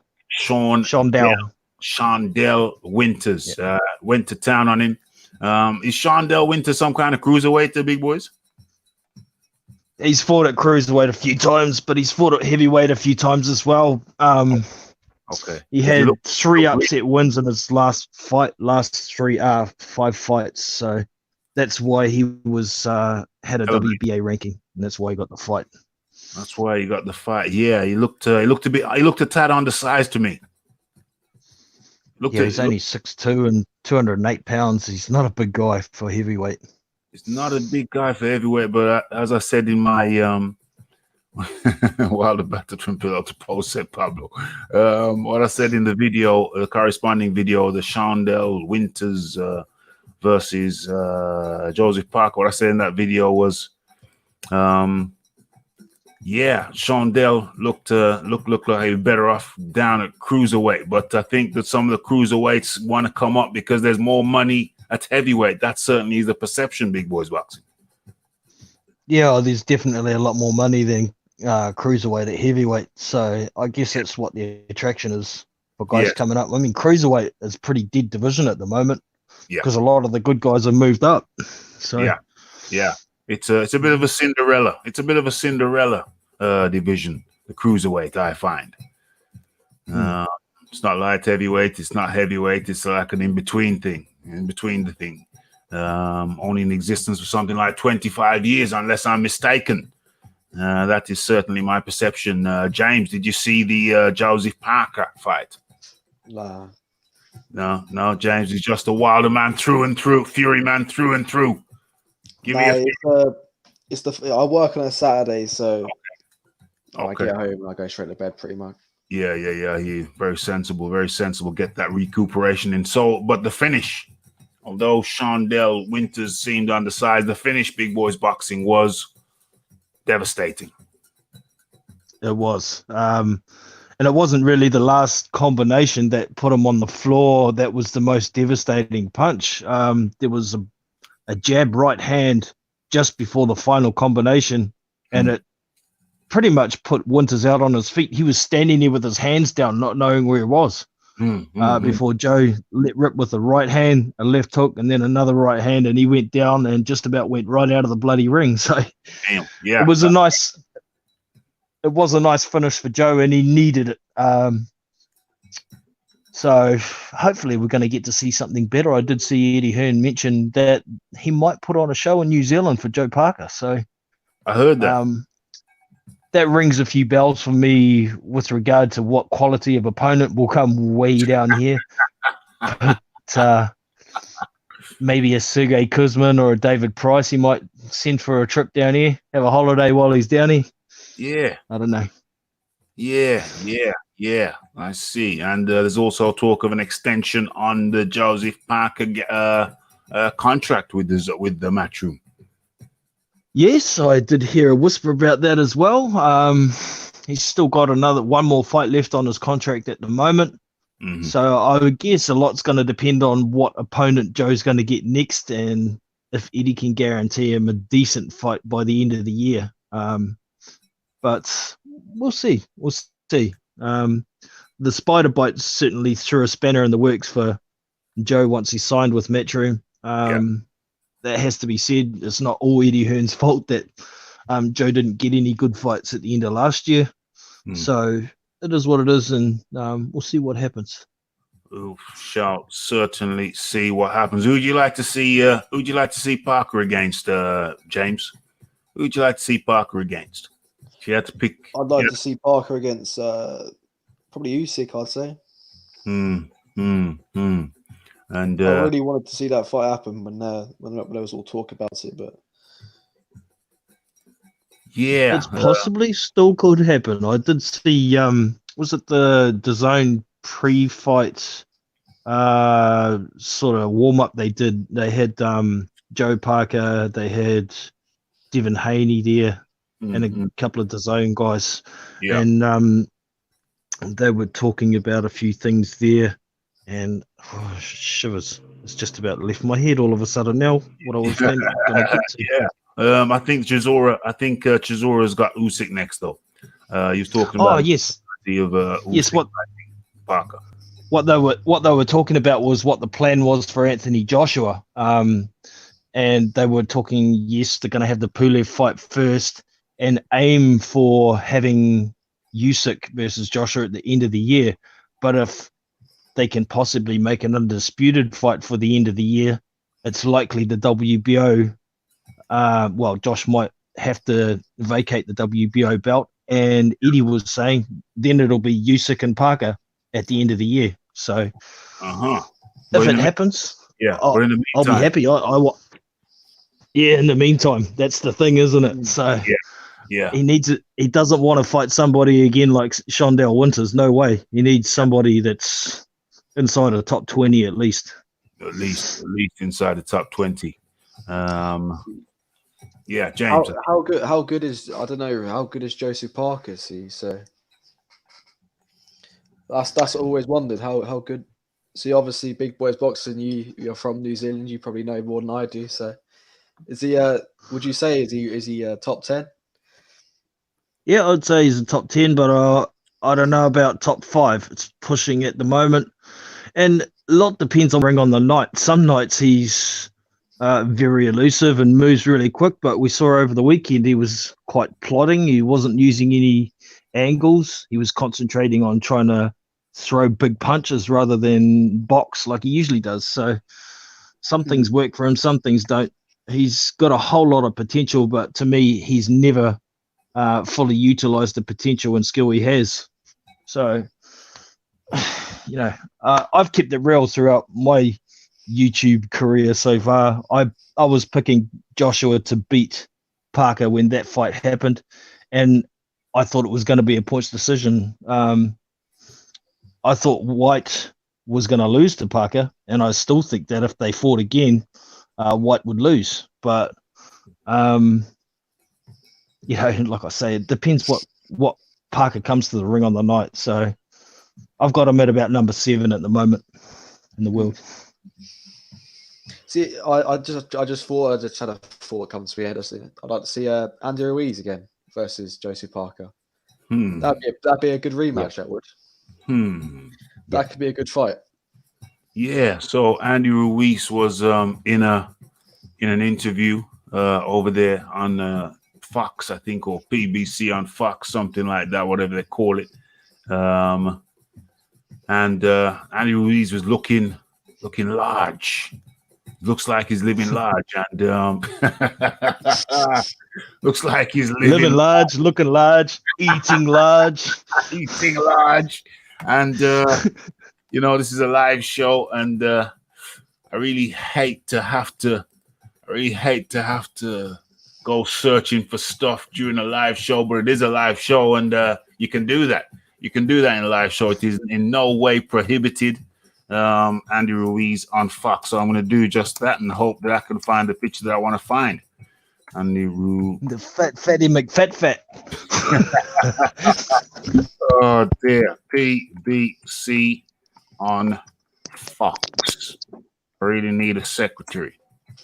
I really need a if I can get a picture of that. That is exactly the picture. Can I? Oh, okay. Well, it's the picture that I wanted, but there was a better picture. Let me see if I can get it. Damn, it is the same interview. It is the interview that I wanted, but it is not the pitch that I wanted. If it was the pitch that I wanted, let me see if I go into this, if I can get the picture that I want, because it's really funny to me. No, there's no pictures there.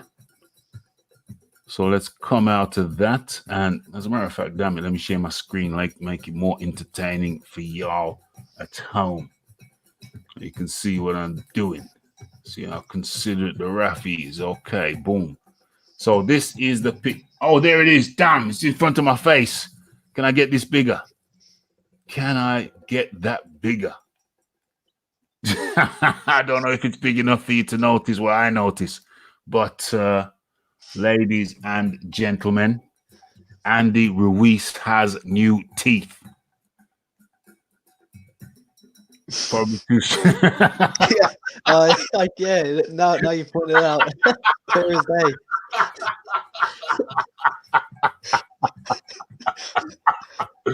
He looks like he's got some kind of Thunderbird teeth. Look at him. Ice white. That is as ice as it gets. They don't get no whiter than that. That's whiter than rice.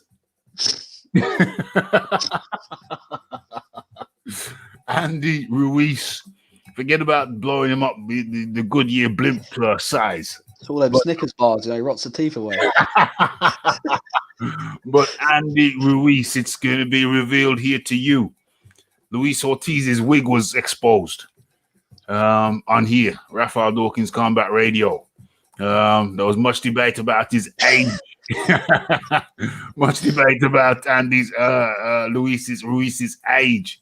And now, another live exclusive from Rafael Dawkins Combat Radio. If I had more skills, I'd blow this picture up. What about if I double click? What if I double click? Open image in new tab. Let's try that. That's the one. It's a little bit bigger. I think it's a little. Do you use press Control and use the scroll wheel to go in? This is an Apple. It's And different. it's like, have you got a scroll wheel in the middle of your thing? A scroll, yeah, I do. Yeah. Press Control. Have you got I don't know what. Have you got anything that says Control? I don't know.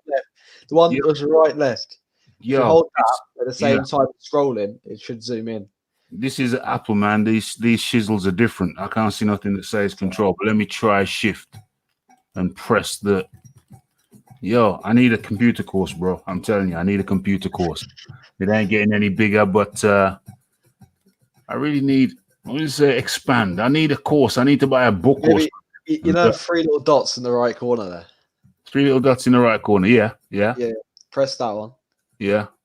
Have you got anything that says zoom? There we go. Yeah, zoom. there is. So you can press the little plus thing there. What the hell? This is crazy. Raphael Dawkins acquiring skills live on the live show.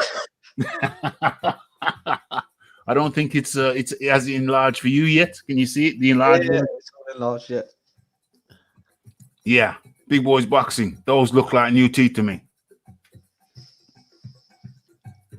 There's Big Boy Boxing here. I can't see. I don't know. I don't know if he's here. I'm in a different window. I can't do nothing about it.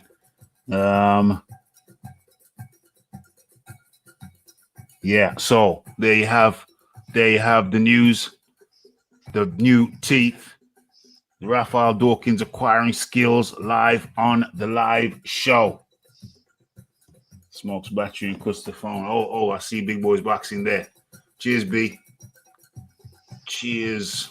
Triple B. Okay, Big Boys Boxing. Phone has sparked up. When that has sparked up the batteries burnt out. Burns quick.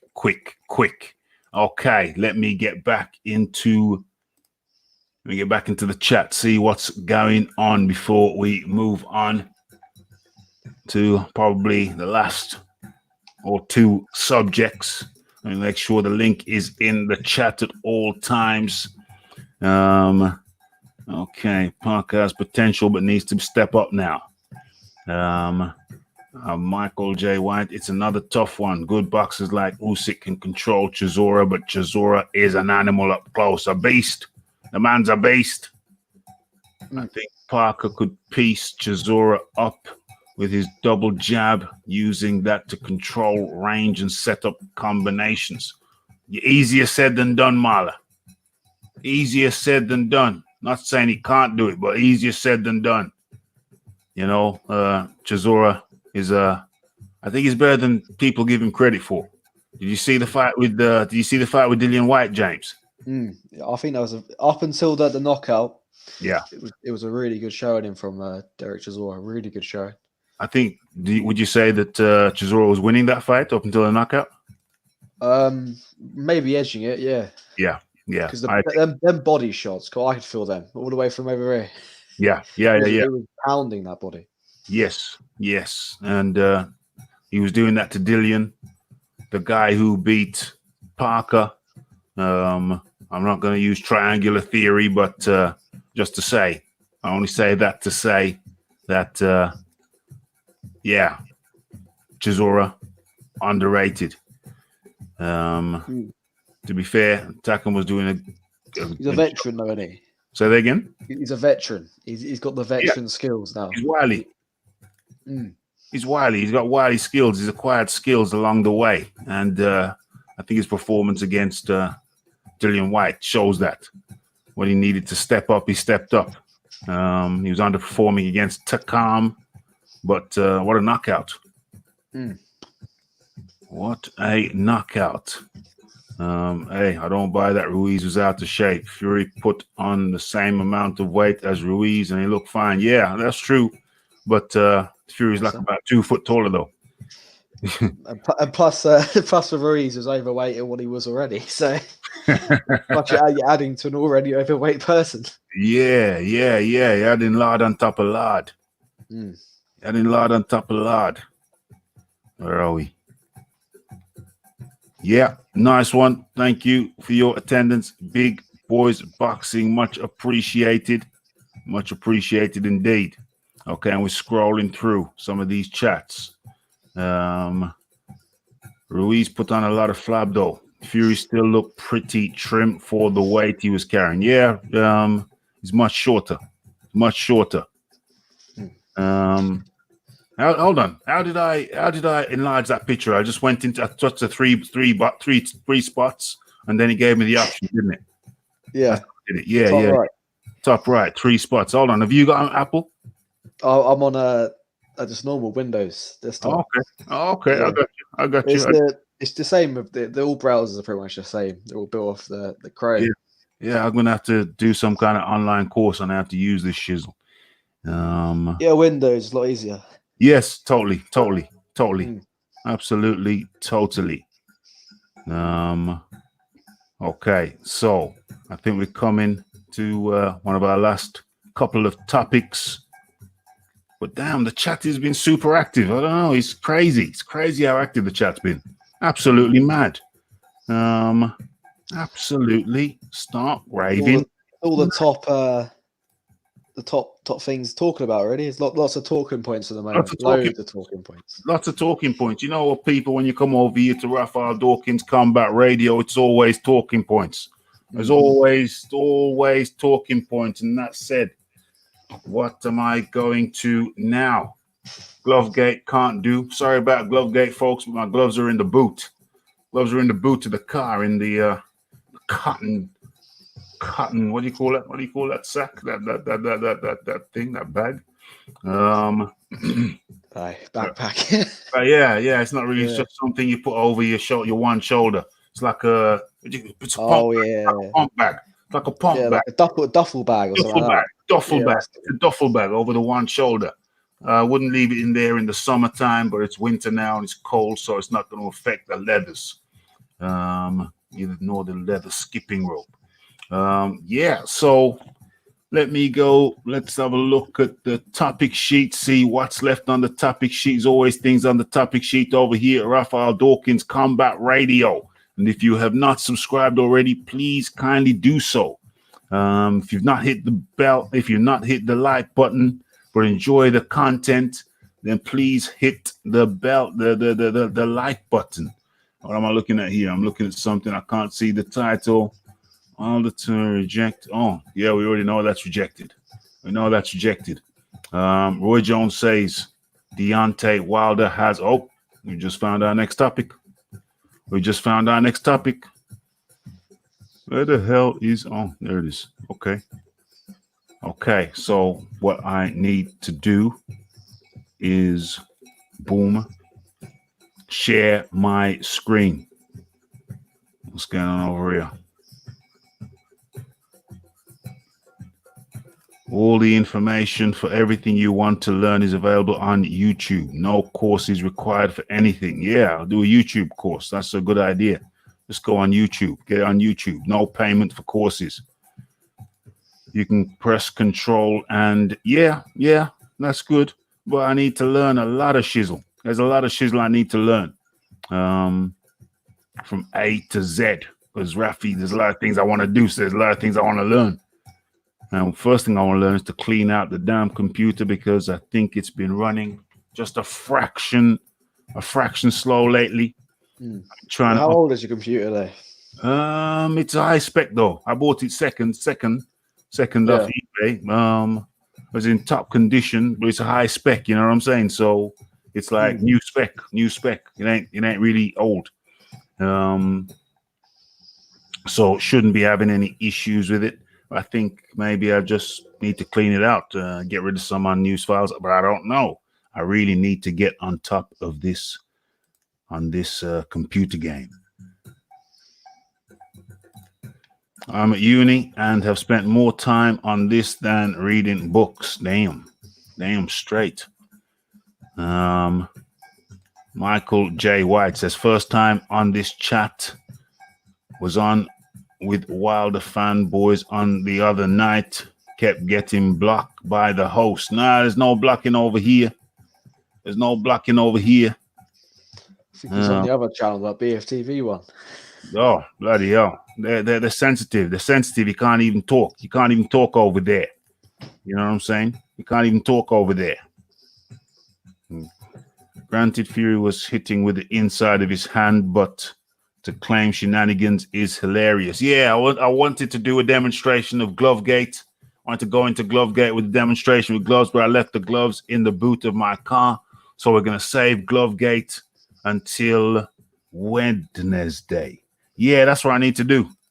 That's what I need to do. Defrag. I think I need to do a D. Say again? You can also get a CC cleaner. You can just type in CC cleaner on the desktop. Yeah. I don't know if there's a Mac version though. You can do it on Windows and it deletes all the unused files that you got. Yeah, all the crap. Yeah. Yeah, I'd rather do the defrag. I don't want to import anything to do something else. You know what I mean? So it's defrag. Look up D. What is it? Where's my pen? Where's my pen on this dark ass table? Let's put the torch on. Let me write that down. So there's my pen. Boom. Torch off. Boom. And get back into the show. I don't know if there's also like a drive optimizer. That's what it's called on Windows. It's called like a drive optimization. So you can search on the settings. If anything like that comes up, you want to do it. Defrag and drive optimization. Look at those. Yeah, because I've been having trouble downloading a couple of videos. It's like at certain times of the day, night. Boom. I can't seem to upload. I have to wait till the morning. Sometimes it's bloody ridiculous. I wanted to break the story of Dazn. I haven't seen any channels covering it, and I couldn't upload it, but I did it in here. You've seen the Dazn. For those who don't know, Dazn are coming to the UK in May. The UK in May. Could be bad though. Say again. So it could be bad. All this Dazn coming to the UK. Could be bad. You say could be bad. How would it be bad? Could be bad, really bad. Because if the people are talking, they're saying this could be the Netflix of boxing. You know, if we get to that point where everything is on one place, it's just like the UFC. And if you look at the UFC, you know, the UFC pays some fighters peanuts for fighting. Yeah. Where boxing, you know, because it has the people betting, not betting, but, you know, like going for purse bids and stuff. You have different platforms and there's competition. When there's no competition, it can make it stale. But it will be competition, though, because everybody's bidding. It's a bidding. So for now, but there's only one outcome when there's a streaming service out there, and that's Dazn, isn't it? They've got the biggest names. They'll have the biggest platform soon. And if they get Premier League, it's only a matter of time, isn't it? If they don't get Premier League, I don't want Premier League. I just want the boxing combat sports. You know? But I hear what you're saying. Yeah. That will be a debate going forward. Okay, so let me share my screen and let's get into this thing. Where are we? Yeah, I need to spend a lot of time. No, not that. No, not that. Where is it? There it is. There it is. There it is. Okay, so Roy Jones Jr. says Deontay Wilder had no chance against Tyson Fury and urges WBC champ to prove his greatness. Damn, these boxers don't seem to have no problem, no qualms about expressing their opinions. After the fight, though, isn't it? It's always after. Not before. It was always after. After the event. Before it was pure Wilder fanboys, isn't it? But now after, he's the worst thing ever. Everybody's a genius now after the event. Everybody's a genius now. So it's only really Mike Tyson you can really say did it before, isn't it? It's Mike Tyson and a couple others that really said that what really was going to happen. Mike Tyson called it correctly? I think he did Mike Tyson. He's a big Tyson Fury fan, Mike Tyson. Is he? Yeah, there's loads of BT stuff on it. BT cover. You have to watch BT YouTube channel. It's about 2 weeks ago, or before the fight. Lots of interviews with Mike Tyson. Okay. Tyson was on it. Yeah. Okay, maybe that's partially because Deontay Wilder said that he could beat Mike Tyson and Ali. In his prime, yeah. Yeah, I like Tyson in his prime, but he would. I think he would turn. I think one of his hooks would turn Deontay Wilder into a pile of matchsticks. I think he'd fall like a pile of mashed potato. Yeah, his fragile bones would just splinter. Like a cartoon. That is the real power right there. Yeah, you can't compare Wilder power to the proper Mike Tyson power. It was highly insulting. It was highly insulting that Deontay was comparing himself to the greats when it hadn't been fighting the greats. You know, he hadn't been fighting the best of his era, and he had the audacity to be anointing himself as some kind of king when he hadn't bought the best. Okay, so former 4-division world champion Roy Jones Jr. says Deontay Wilder was already a beaten man in the first round of his clash with Tyson Fury, while he challenged the Gypsy King to become an all-time great. Okay, so former 4-weight division. I already read that. The Bronze Bomber lost his WBC heavyweight title after twice being knocked down. Well, it was actually 3 times. I think 3. There was another time he got knocked down when he grabbed onto Tyson around the waist and slipped down around his legs. There was also another time where he was pretty much gone, but the ropes kept him up as well. Oh, he was out of it, didn't he? He was out, and he really went back. So it didn't go down then, but but that was pretty much, you know, only the ropes kept him up. Yeah, that's right. So that's like 4 knockdowns. 3 times his ass touched. If his ass touched down 4 times, one was a backward trip. He got tripped and sprawled backwards. Fair enough. That wasn't a knockdown, but there was another time when he did get knocked down. The ref didn't count it. What does that say there? What does that say there? Yeah, me neither.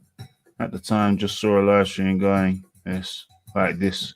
That's 32K subs though, but they hate UK fighters. Okay. Yeah, sounds about right. Wilder's announced he will trigger a rematch clause and was furious that the contest was stopped by his coach, one of his coaches. But Jones says it's crazy to think he still had a chance of knocking Fury out. He was going downhill from round 1. Well, that's true. From round 1, it was like, what the hell is going on from the very first round? That is true. Asked about Wilder. Jones asked about Wilder, saying he still felt he has a chance of landing a knockout blow before the towel was thrown in. Roy Jones told CBS Sports he probably feels he still had a chance because he dropped Fury 2 times in the first fight, but he was feeling much better in that fight because Fury wasn't fighting with a game plan. He was still learning. Okay, whatever. In the second fight, though, Fury had a great game plan and was executing it to a T. He was executing it to a T, and there was nothing to do for Wilder but go downhill. Damn, nothing to do but go downhill. That's interesting. It's very interesting. Not very optimistic, is he? There was no uphill for him in that fight. And anybody that thought he had a chance is crazy, man. Because Fury had broken him down from round 1. And that's the facts. Fury has now won every belt available to him and is only the second man after Muhammad Ali to win the Ring Magazine title twice. Though Jones believes he needs to claim bigger scalps to really cement his credentials as an ATG. Just like I was telling you earlier before, Jay.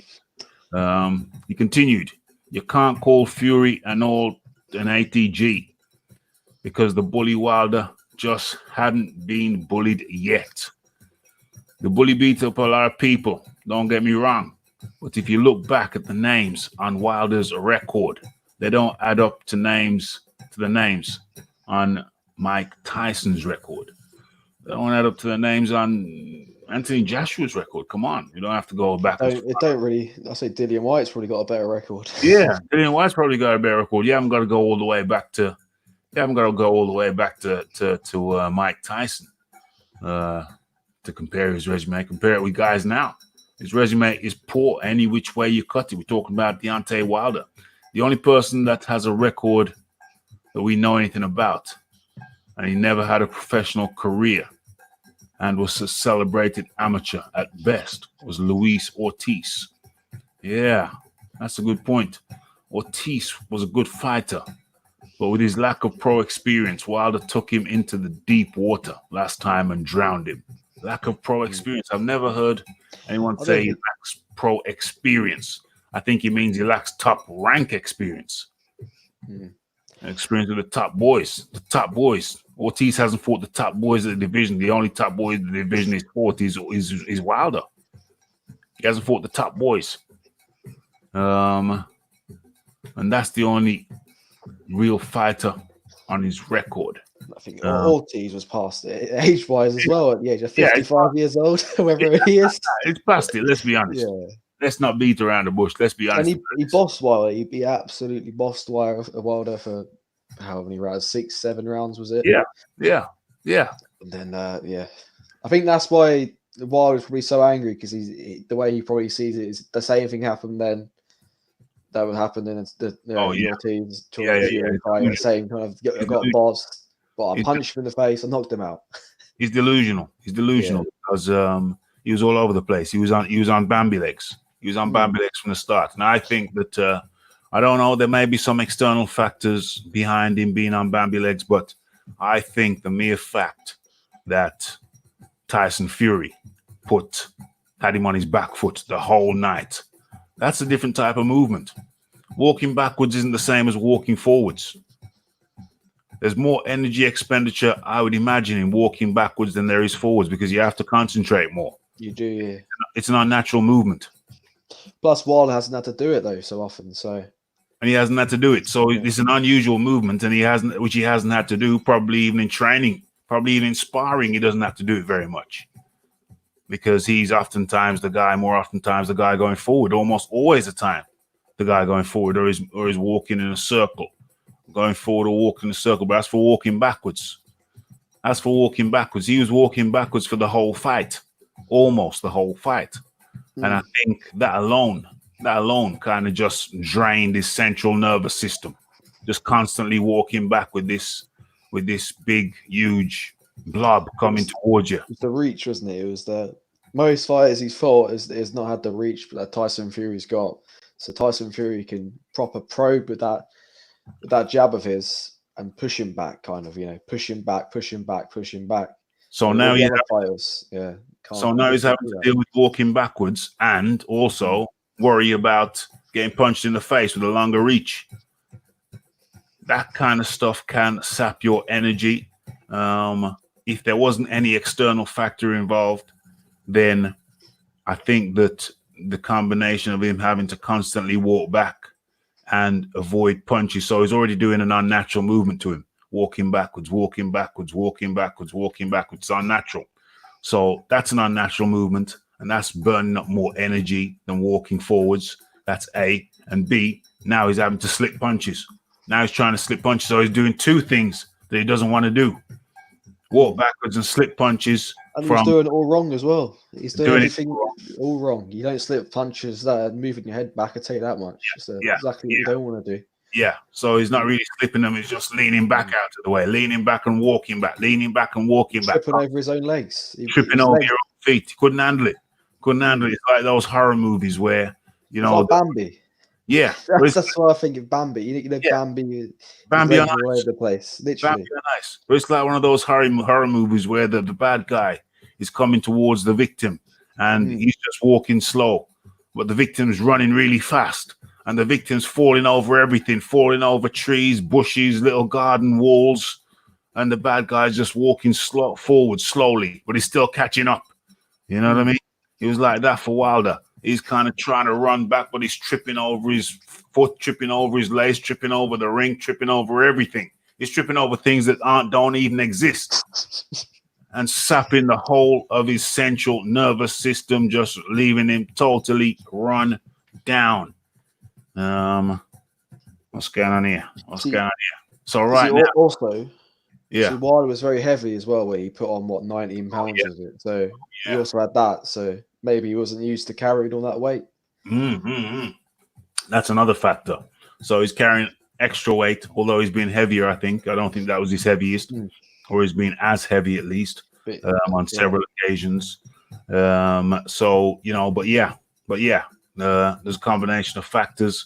I believe the weight, the walking backwards constantly, which he's not used to, and the constant barrage of punches which he had to try and slip, and he ain't no good at slipping. So all of those three factors combined, He ain't good at blocking either. He didn't block a punch. Terrible. He just puts his arms up, like Larry Holmes said. He just puts his arms up to block the punches, but Tyson Fury just went around him and in the middle. He was just So instead of blocking them, how about slipping a punch and coming over with a hook? But that's too much like boxing, though, isn't it? It is. That's too much like boxing, to slip a punch and come over with a hook. It's too much to ask from Wilder. It's too much to ask. He was just going to stand there upright. And I tell you what, I always felt that Dillian Whyte and Anthony Joshua would give that boy hell. And I didn't see anything to dissuade me from that position. So I don't think Dillian Whyte would give him so much, personally. Well, I think AJ would have had him. I think Dillian Whyte, I think he's probably a little bit too small, and I think Wilder could have kept him at bay just through his jab and reach. Yeah, but then what about going backwards? Then you've got me there. Yeah, it's all changed. All this going backwards nonsense. He's Yeah, you can't defend. He's when you push him back, he changes. He's a different man. It's like a terrible man, really. Terrible boxer. Terrible boxer. Right now, he still has to beat a few. Fury still has to beat a few more fighters to become one of the greats. But he is a great fighter. Yeah, that's a good point. That's a good distinction. He says right now, Tyson Fury still has to beat a few more fighters to become one of the greats, but he is a great fighter. I think that's a very fair assessment, James. That's a fair assessment. That's very fair. But he's on course. That's the way I look at it. He's on course. He's on course. So is AJ. AJ's on course. He's on course. Wilder was never on course. No. Wilder was on course to steal some accolades by fighting marshmallows for the most part. And getting his record built up. And I think that's one of the reasons he was so furious. I think that's one of the reasons he was so furious with Breland, because he'd messed up his possibility of put the nail in the possibility of Wilder becoming 50-0. And also the hell he gave Anthony Joshua over his loss as well. Like I say, the chickens came home to roost. The chickens came home to roost. You know what I mean? Probably he got it back, mate. He got it back. He did. He got back what he gave, and he's still getting it. He's still shipping it. He's still getting it for a long time. I hope he does as well. I hope it never leaves him, because it never leaves him. Because he'll always remember that guy. If he gets done again like that, that's the end of him. I think that's it. Isn't it? If he does, if it happens again against Tyson Fury, the same runaround type thing. Yeah, that's it. He's done. Well, it's going to happen again against Tyson Fury. I think that's a given. But when it happens again against somebody else not named Tyson Fury, then woo! It's the confidence, though, isn't it? You know, he's a guy. I think I've thought this for a while. I think Wilder is a guy. He's a character as much as a person. He's a character, and that the character is Dante, the Bronze Bomber Wilder, the big guy that will knock anyone out. And he'll kill a man. And he said he's kill a man. And he's happy about doing it. On to body. It's all character building, his own character building. So, and when it falters like this, when it's proving a weakness like this, isn't it? Yeah. It ruins you mentally. Yeah. So you think Wilder might be ruined mentally? Because a lot of the times, that a loss for a fighter can be mentally, fighters don't come back from it sometimes, do they? You know, you see it a lot of times. You see a fighter lose, and then they don't ever show the same amount of Nazim Ahmed. The same of something, doesn't it? It clicks. But then other fighters, it does the opposite. It sparks and energy. 100. Okay, so let's get into this chat right here. Very active chat. Good evening to those latecomers to Raphael Dawkins Combat Radio. You are in tune to Boxing Talk with Rafi. Rafi going through some technical issues, but not really right now, but more with the videos on the video side of things. But these trials and tribulations come to us all at some point. The thing is to overcome, forge on, push forward, learn, acquire skills, and push on. And that's just what we do. The show must go on. If you have to carry the show on your back, that's what you do as a content creator. You just keep pushing. Yeah. So we're here, and we'll continue to be here. Okay. So, you gotta put that work in. Okay. So let's go into the chat, see what's popping. A lot of stuff. You see, what I like about the show is I watch the show back, and I get to see some of the comments that I miss when I'm doing the show. And obviously I do a quality assessment of each show. Almost every show I'll miss once, or every now and then I'll miss doing the quality control thing. But I watch pretty much every show back to do a quality control assessment. And I must say, I do read the comments. I do like to read the comments. It's a good thing. I actually enjoy it. They really messed up the Joshua Wilder undisputed fight. Now the fight might never happen. Yeah, it's highly unfortunate. But I want to see Wilder against either a Joshua or a White.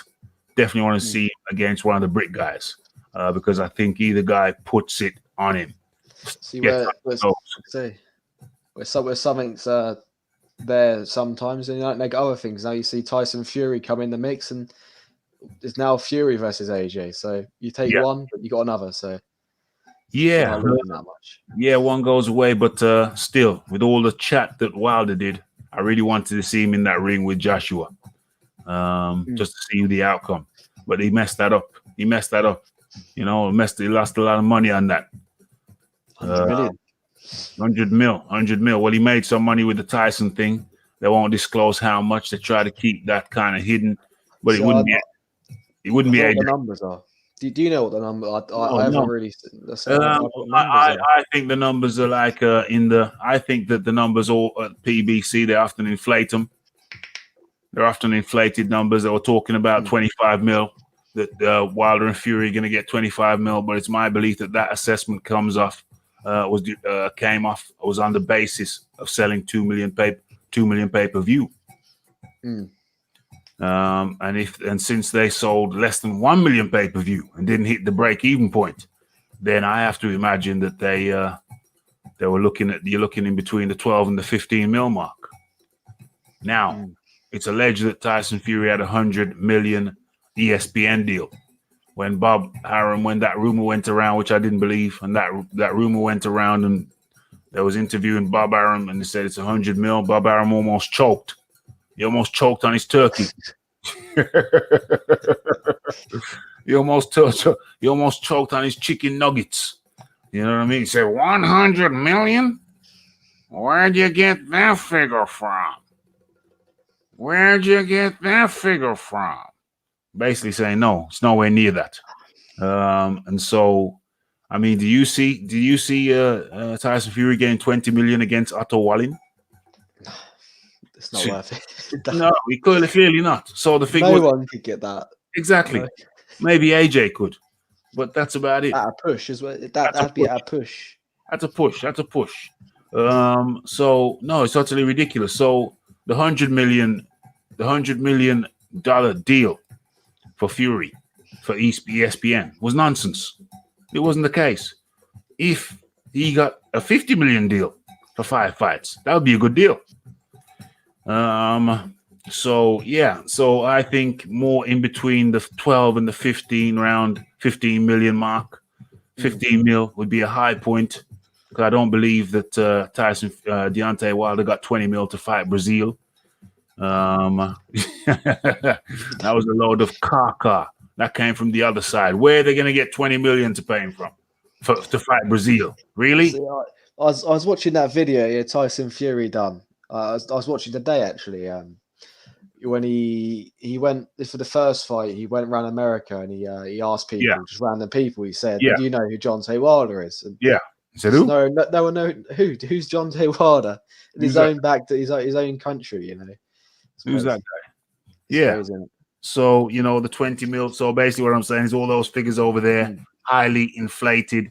If they got 50 mil, all this talk of 20 mil for this, 20 mil for Otto Wallin, I don't believe it. 20 mil for Breezel, I don't believe it. Don't make sense. How many seats did Tyson Fury sell for that fight? 3,800. I think I did a video on it. 3,800 and about 5,600 for the previous fight against Tom Schwartz. So these fights weren't sellers. What if you got 10 million for that? That would be incredible. That would be a steal. I think if you got 4 million for that, it'd be a bloody steal. If you got 4 million for that, it'd be a steal. So all these things are nonsense and ridiculous. Realistically, if it was 25 mil, they were going to get for 2 mil pay-per-view, then you have to half that. It's only logical. It's half it. And if you want to be generous, or half of that is 12. If you want to be generous, say 15. So it's all about staying competitive, though, isn't it? You've got the Zone coming out here actually paying. Actually paying. Yeah, and then you've got the other side that's not paying, a tenth of the amount, and then they've got to come out and they've got to make it look like it's actually they're paying them more. So there you go. Playing a loser's game, aren't they? Fake it till you make it type of thing. Not saying they haven't made it, but they're faking it to up their bargaining position in a Joshua fight. Let's face it, he's the money man, like it or not. Some people don't like it. I don't know why, because he's brought money to the division. So why would you complain? A boxing fan says, who do you think Parker should fight next to get closer to a title shot? That's a real damn good question. Well, clearly the easiest answer to that is a top 10 guy. Let's look at the current rankings. Let me pull up a little something. I think Hunter would be a good fight. That'd be a very good Hunter fight. would probably be a good fight, wouldn't it? Yeah, Hunter, Pavek, any of them really, isn't it? That'd be any of the top 10 guys. But let's look at, let me pull something up and see what's going on now. Okay, so we got, let me share my screen. Or should I share my screen? Let me not share the screen. I don't want to share the screen all the time. Okay, you got in 10, Derek Chisora. In 9, Luis Ortiz with a stone. Kubrat Pulev, 80s out of the mix. Alexander Povetkin, Dillian White. He could fight Deontay Wilder. He's now ranked 5 in box rec. Andy Ruiz Jr., Alexander Usyk, Tyson Fury, Anthony Joshua. Any one of them, which is realistic. Realistic one was Derek Chisora at 10. Derek Chisora. Oscar Rivas, baby, Where's Oscar Rivas? Maybe Oscar Rivas, he's not too bad. Maybe, but he's at 17. We're trying to get somebody from the top 10. So we're trying to get him Derek Chisora at 10. We're trying to get him a Luis Ortiz at 9. Kubrat Pulev, he's booked. Alexander Povetkin, he's booked. White is booked. Deontay, what's Deontay Wilder doing? Deontay Wilder's booked. Andy Ruiz don't want to fight. He's the only one that's not booked. Alexander Povetkin is booked. Tyson Fury is booked. Anthony Joshua is booked. The only free man. Hold on a second. I think top 15 is more likely. You got your Hrgovic, Martin, Hunter, Karnacki. 15. Them good fights. Hrgovic. Has he got a fight scheduled? I'm not sure. I'm not sure. Charles Martin, he's just come off a fight. He's got a TBA. TBA to be announced. Yeah. Who has Hrgovic? Yeah, Hrgovic. Ergovic has got TBA. Charles Martin a few months. They fought at the same time, so he'll be ready in 4 months as Joseph Parker. So Charles Martin v. Joseph Parker. Or Hunter Kawanaki. I believe they're talking about Kawanaki versus Luis Ortiz. They're on the PBC side of the road. If Kawanaki don't be careful, he's going to be next to Deontay Wilder. He's fought the same opponents Deontay Wilder's fought. Damn. And no top ones. Damn. So, Damn. Damn. See, Adam Kawanaki, 30 years old. See, no spring chicken. Kawanaki's 30 years old. Yeah, I didn't think. I'm on his thing now on his page. 1989. So coming. I didn't realize 31 next month. I didn't realize Kawanaki was 30. That's crazy. That is crazy. He's 31 in 20 days. So he's not exactly any spring chicken. He's not exactly a spring chicken. And where's let me go back into boxer because I logged out. And where's Miller? Big Belly Miller. Where's Miller? Big Belly Miller. He's let's have a look. Control F. Miller. I can't see Miller. It looks like they dropped him out. He was in a while ago. Control F. Martin. He's on here as well, is he? Miller is not in the top 20, and he may not be He's on the top 100. I don't think they've ranked him. They've ranked him. He's dropped out of the rankings. Miller has dropped out of the rankings, so Miller is not. But he would be a very good opponent, though. Even though, so yeah. probably a top 15 at a push. So Miller would be in the top 15 for sure. So good fight. Yeah, he hasn't fought in a year and a half, so yeah. When he gets back in the rankings, Miller will be a good option. That's no doubt. Where are we now? Let's look. Brazil. Okay, Brazil. Where's Brazil? Where's Brazil ranked? 16th, but I think it'd be a good fight against Brazil. Brazil, does that move him forward? I think it nudges him forward. Nudges him. Yeah. Even if it doesn't move him forward, it's still a known name. It's still a name fighter. It's not elite, but it's just a little extra. Yeah. Then he can go off that, bounce straight onto someone even a little bit bigger. And where is Parker? Parker's 13. Charles Martin's behind him.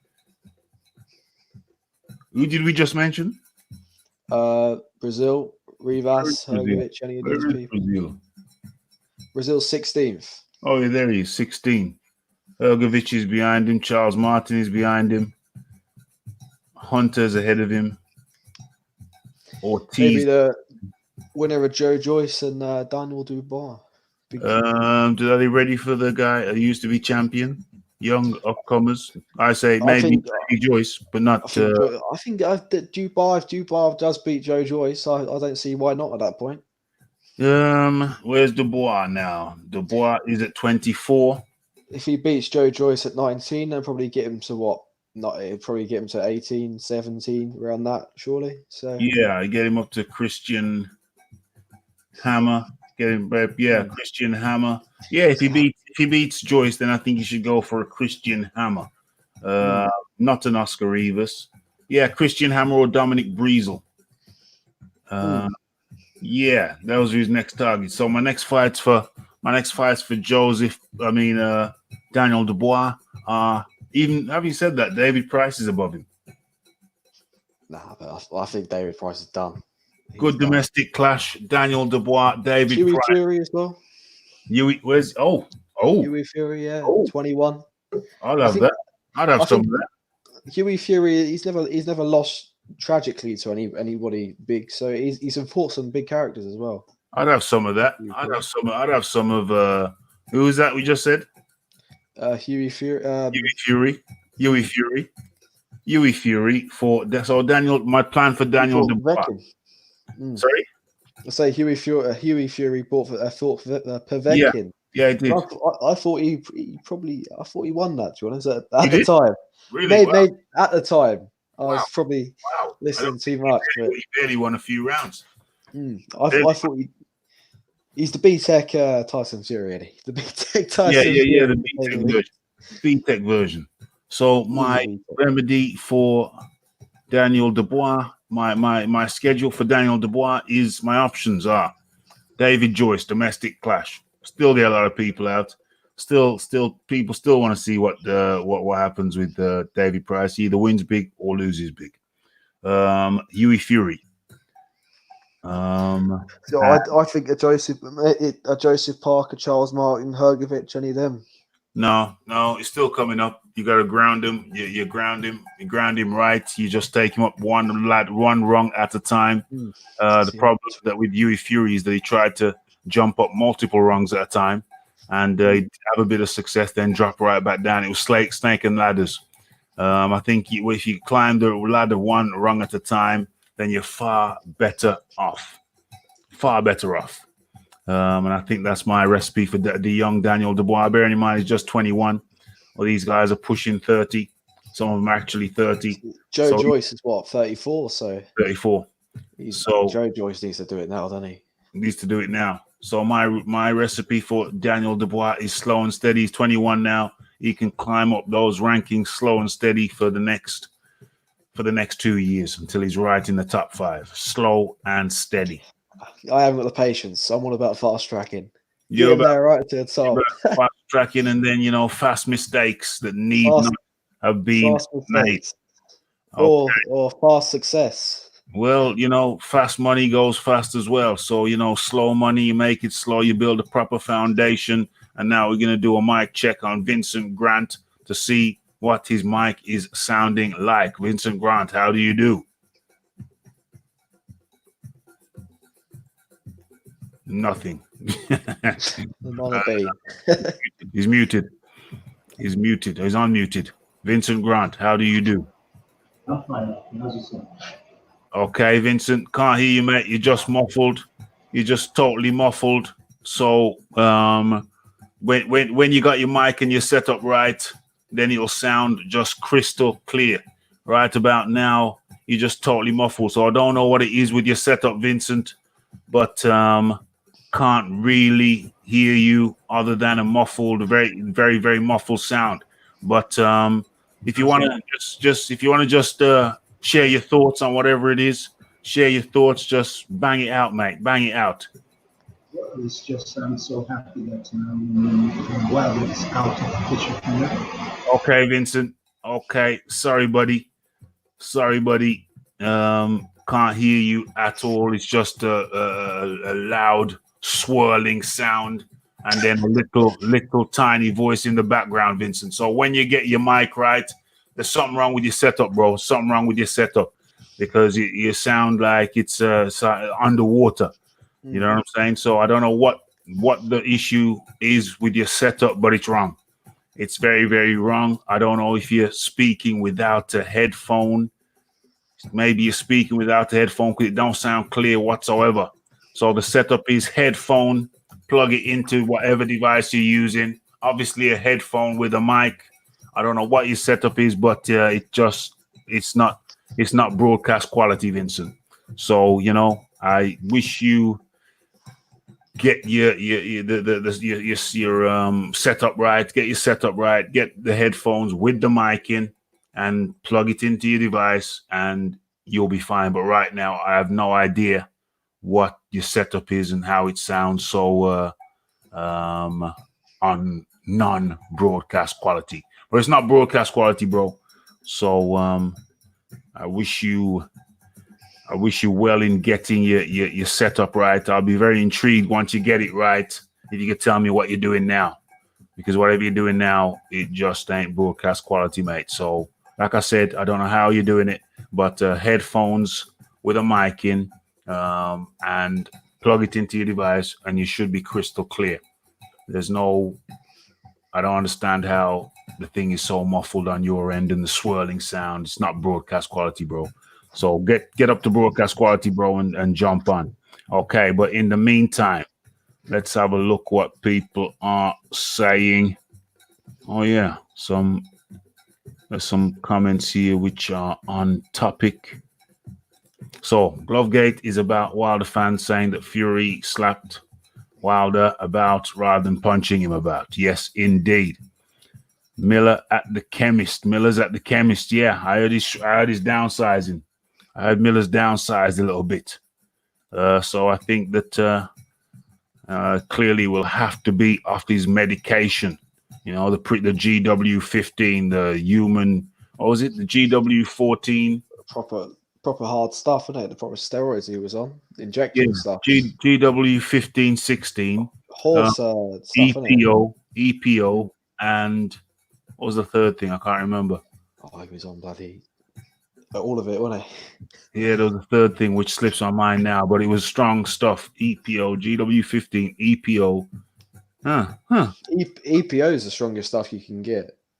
Well, it's not the strongest, but it's some of the strongest you can get is an EPO.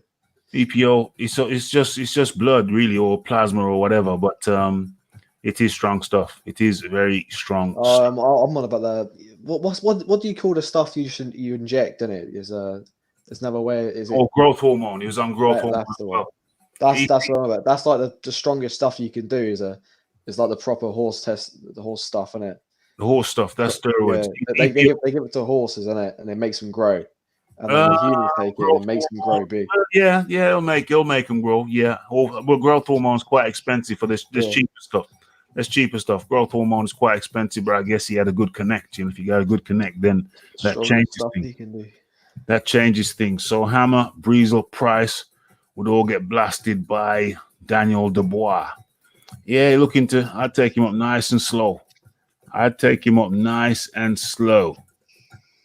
A gust of wind would knock Price's chin off. I think he's done already, isn't David Price? Sorry? He's done already, isn't David Price? Yeah, David Price is pretty much, he should retire now. You know, he's a plumber by trade. He's got a big van, big nice decked out van. So, you know, he can do a little bit of part-time plumbing when he's retired, you know, buy a few houses, you know, be the maintenance man for the houses. You know what I mean? He's good. He's good. But you might become a maintenance man, buy some properties, become a maintenance man. You're winning all. He's made his money as well. Say that again? So he's made his money. He's got the money. Good coin by now, mate. Should have made some good coin by now. In the bank. He should. Yeah. Dubois is a great prospect. He's bound to get a world title shot at some point. Yeah. Slow and steady. Can't see it happen for the next 2 years, though.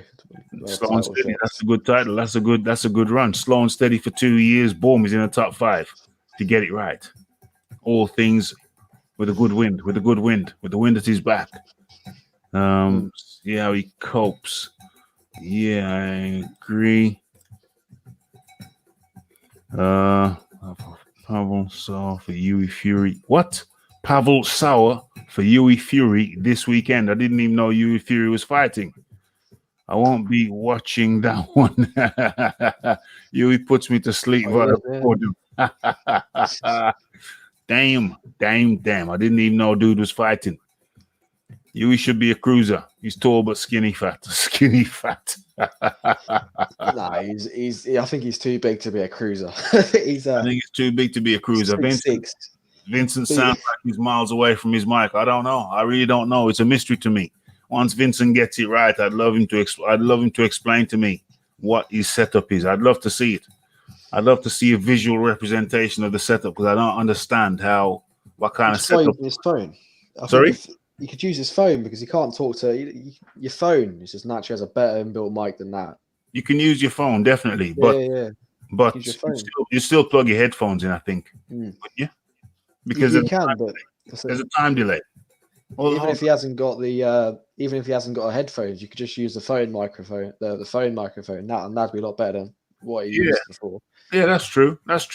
Because he's not going through YouTube. He's going through StreamYard. He's going through the application, so there probably wouldn't be a time delay. So you could, Vincent, you could use your phone if you got an up-to-date phone. It's not every phone you can use, but if your phone's up to date, and it touch screen, it should be good. It runs YouTube, and it isn't all clogged up. You know, you should be good to go. You should be good to go with headphones or without headphones. But I honestly don't know what you're using. I would love to, just out of curiosity, I would love to know what the setup is because it's pretty poor sound quality. Very poor.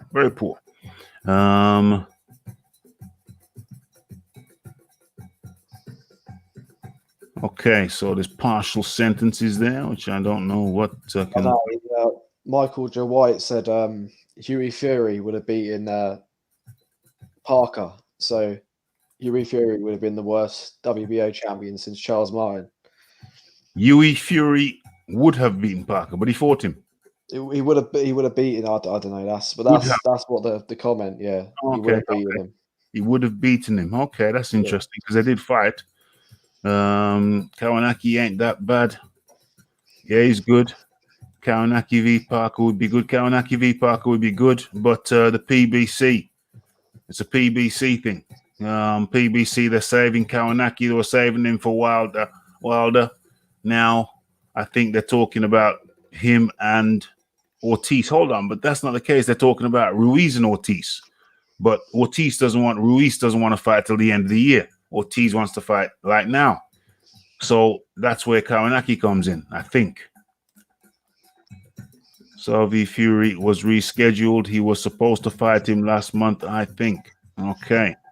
According to a source, Wilder liked the look of hefty Canadian goose winter coat and proceeded to try it on, but the substantial weight of the goose down padding made the Americans fighters' legs weak. Damn. Those goose feathers. Those damn goose feathers, the weight of them. Aaron Mason Martin versus Kawanaki. It was a very scrappy affair. Same height as Okoli. Who's same height as Okoli? Unsteady, causing his knees to buckle, leaving him in a crumpled heap on the shop floor with a fractured shoulder and ligament damage in both knees. Damn. Can imagine I watched Kawanaki versus Washington when he called out Wilder after it. Okay. Just like Tyson, he isn't 6'6". Who isn't 6'6"? What the hell? Can't keep up with the Jay White's half sentences. Maybe Kawanaki will be PBC's next cash fat cow. Damn. I still keep on getting flashes of Andy Ruiz's new teeth in front of me. Andy Ruiz's new teeth. I hope I haven't closed that window because it's hilarious. I think that'll be the outro window. I think I'm going to leave with Andy Ruiz's new teeth. Looks like a damn Thunderbird by a slim margin. There we go with Jay White and his half sentences yet again. And yet again, we've come to the close, come to the end of another edition of Boxing Talk with Rafi. My mind was all scrambled. My mind was all kinds of scrambled with technical matters. But, you know, we got through it, and it's not really so much to do with the live show. It was more to do with the videos, but it left me frazzled. Mate. Let me open that let me try my skills again. Let me absolutely open a new window. I'm going to try a new skill. Try my new skill. Open image. How do I open image? Yeah, there we go. Open image. I'm going to try a new. Oh, boom. There it is. It's still large. It is still large. So let me share. Actually, let me save that. No, let me share that. Let me share that picture. Do I share it now or do I share it later? Or do I share it at all? No. Maybe I'll share it later. Okay, so we have come to the close of another Boxing Talk with Rafi. And let me share this. I'm in experimental mode. I'm in very experimental mode. I suppose these are what the lives should be. In the lives, you're supposed to be exploring shizzle. You are supposed to be exploring shizzle. That's interesting. Okay, so this has been another edition of Boxing Talk with Rafi, where we covered multiple topics. We looked at, does beating Deontay Wilder equal greatness? And we said no, voted no. James said yes, myself Big Boys Boxing said no. Dazn coming to the UK. That's how we opened the thing. Anybody who doesn't know, came in halfway through the show. Dazn is coming to the UK in May. It looks like the first card, the first show is going to be Canelo Alvarez versus, it's looking like it's going to be versus Billy Joe Saunders. Although Callum Smith is still in the mix. Fight, and that's a big, brilliant fight. That is. That'll be great. That'll be great. It's not going to be in the UK though. It's going to be overseas. One of the. This is one of the things you can't have everything in the UK. It would be great, but can't have it that way. And we looked at Larry Holmes. I apologize to the people who tuned into the Larry Holmes video after I did the second edit. Tighten it up, and I cut it in half, cutting out all of Larry Holmes' stuff. But I did a reenactment of that video right here on the live show, Boxing Talk with Rafi 100. And yeah, so we chopped all of that up.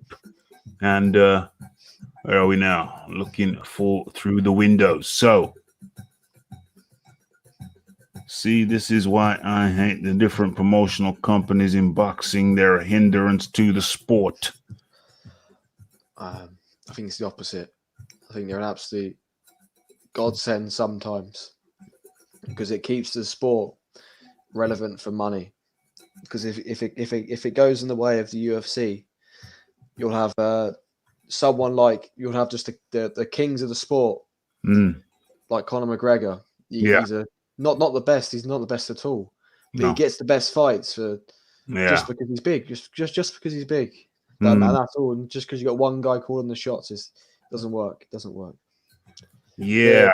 As much as we call the WBC, WBO, IBF, IBO, whatever you want to call them, they do have a mandatory challenger, and when we do see it sometimes, so it does work.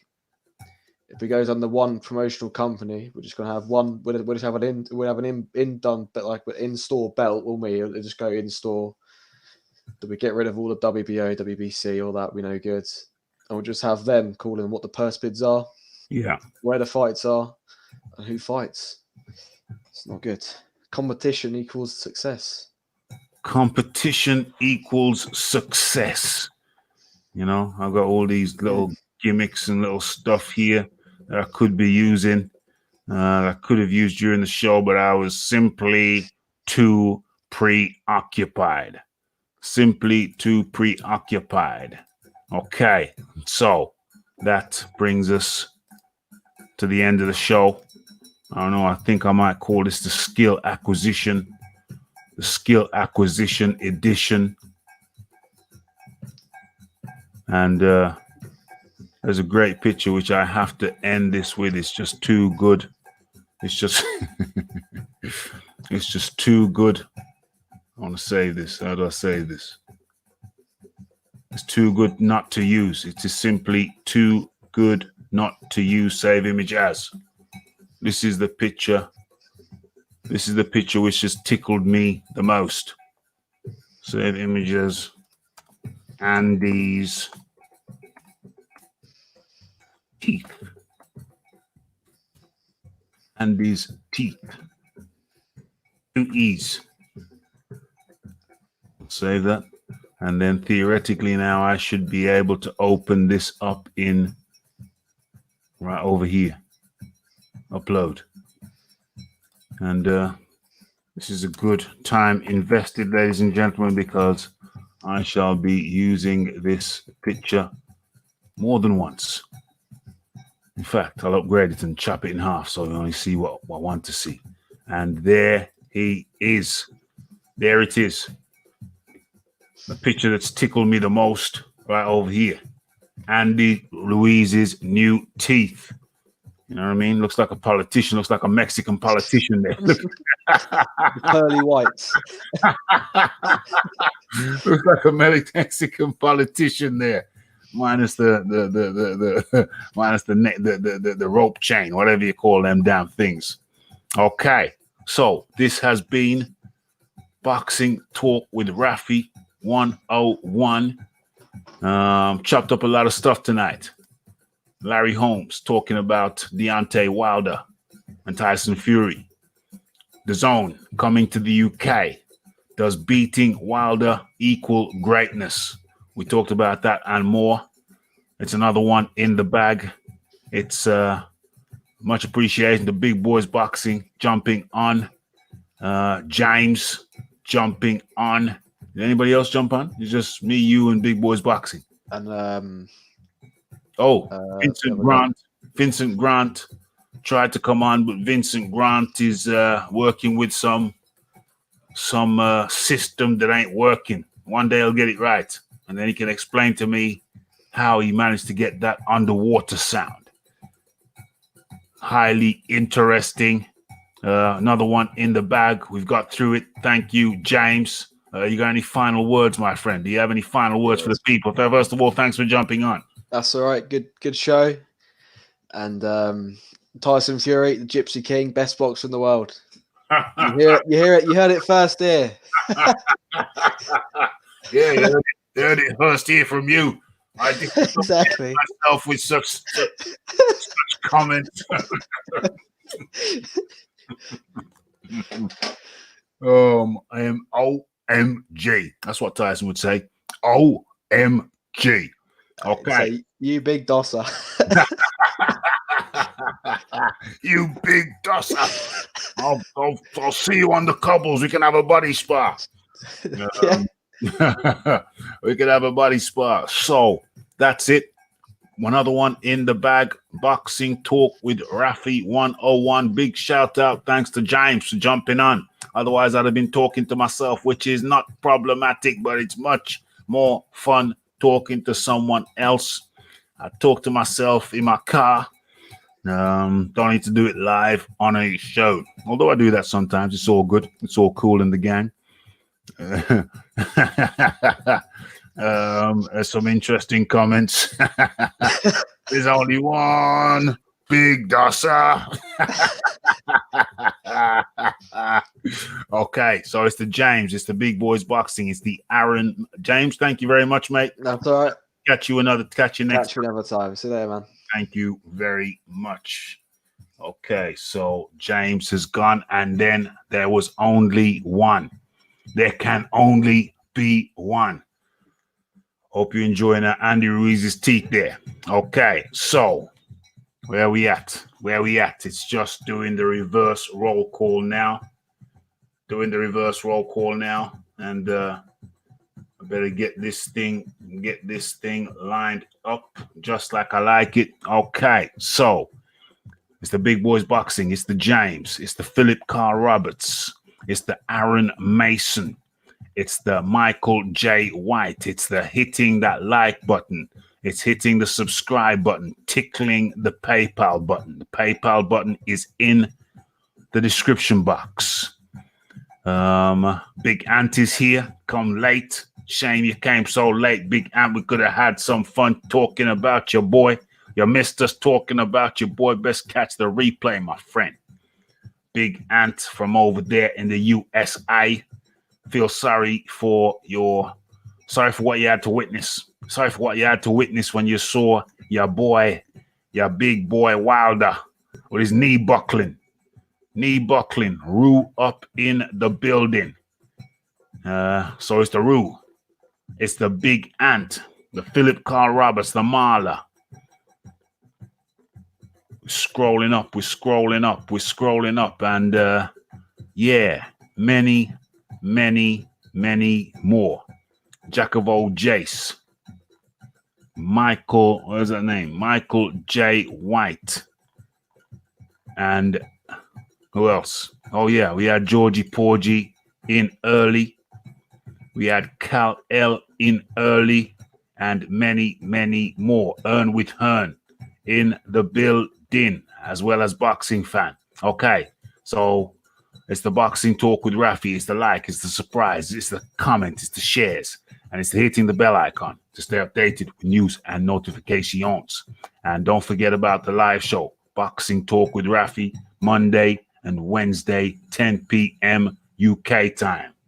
And it's been another good one. And all that's left for me to say is blessed.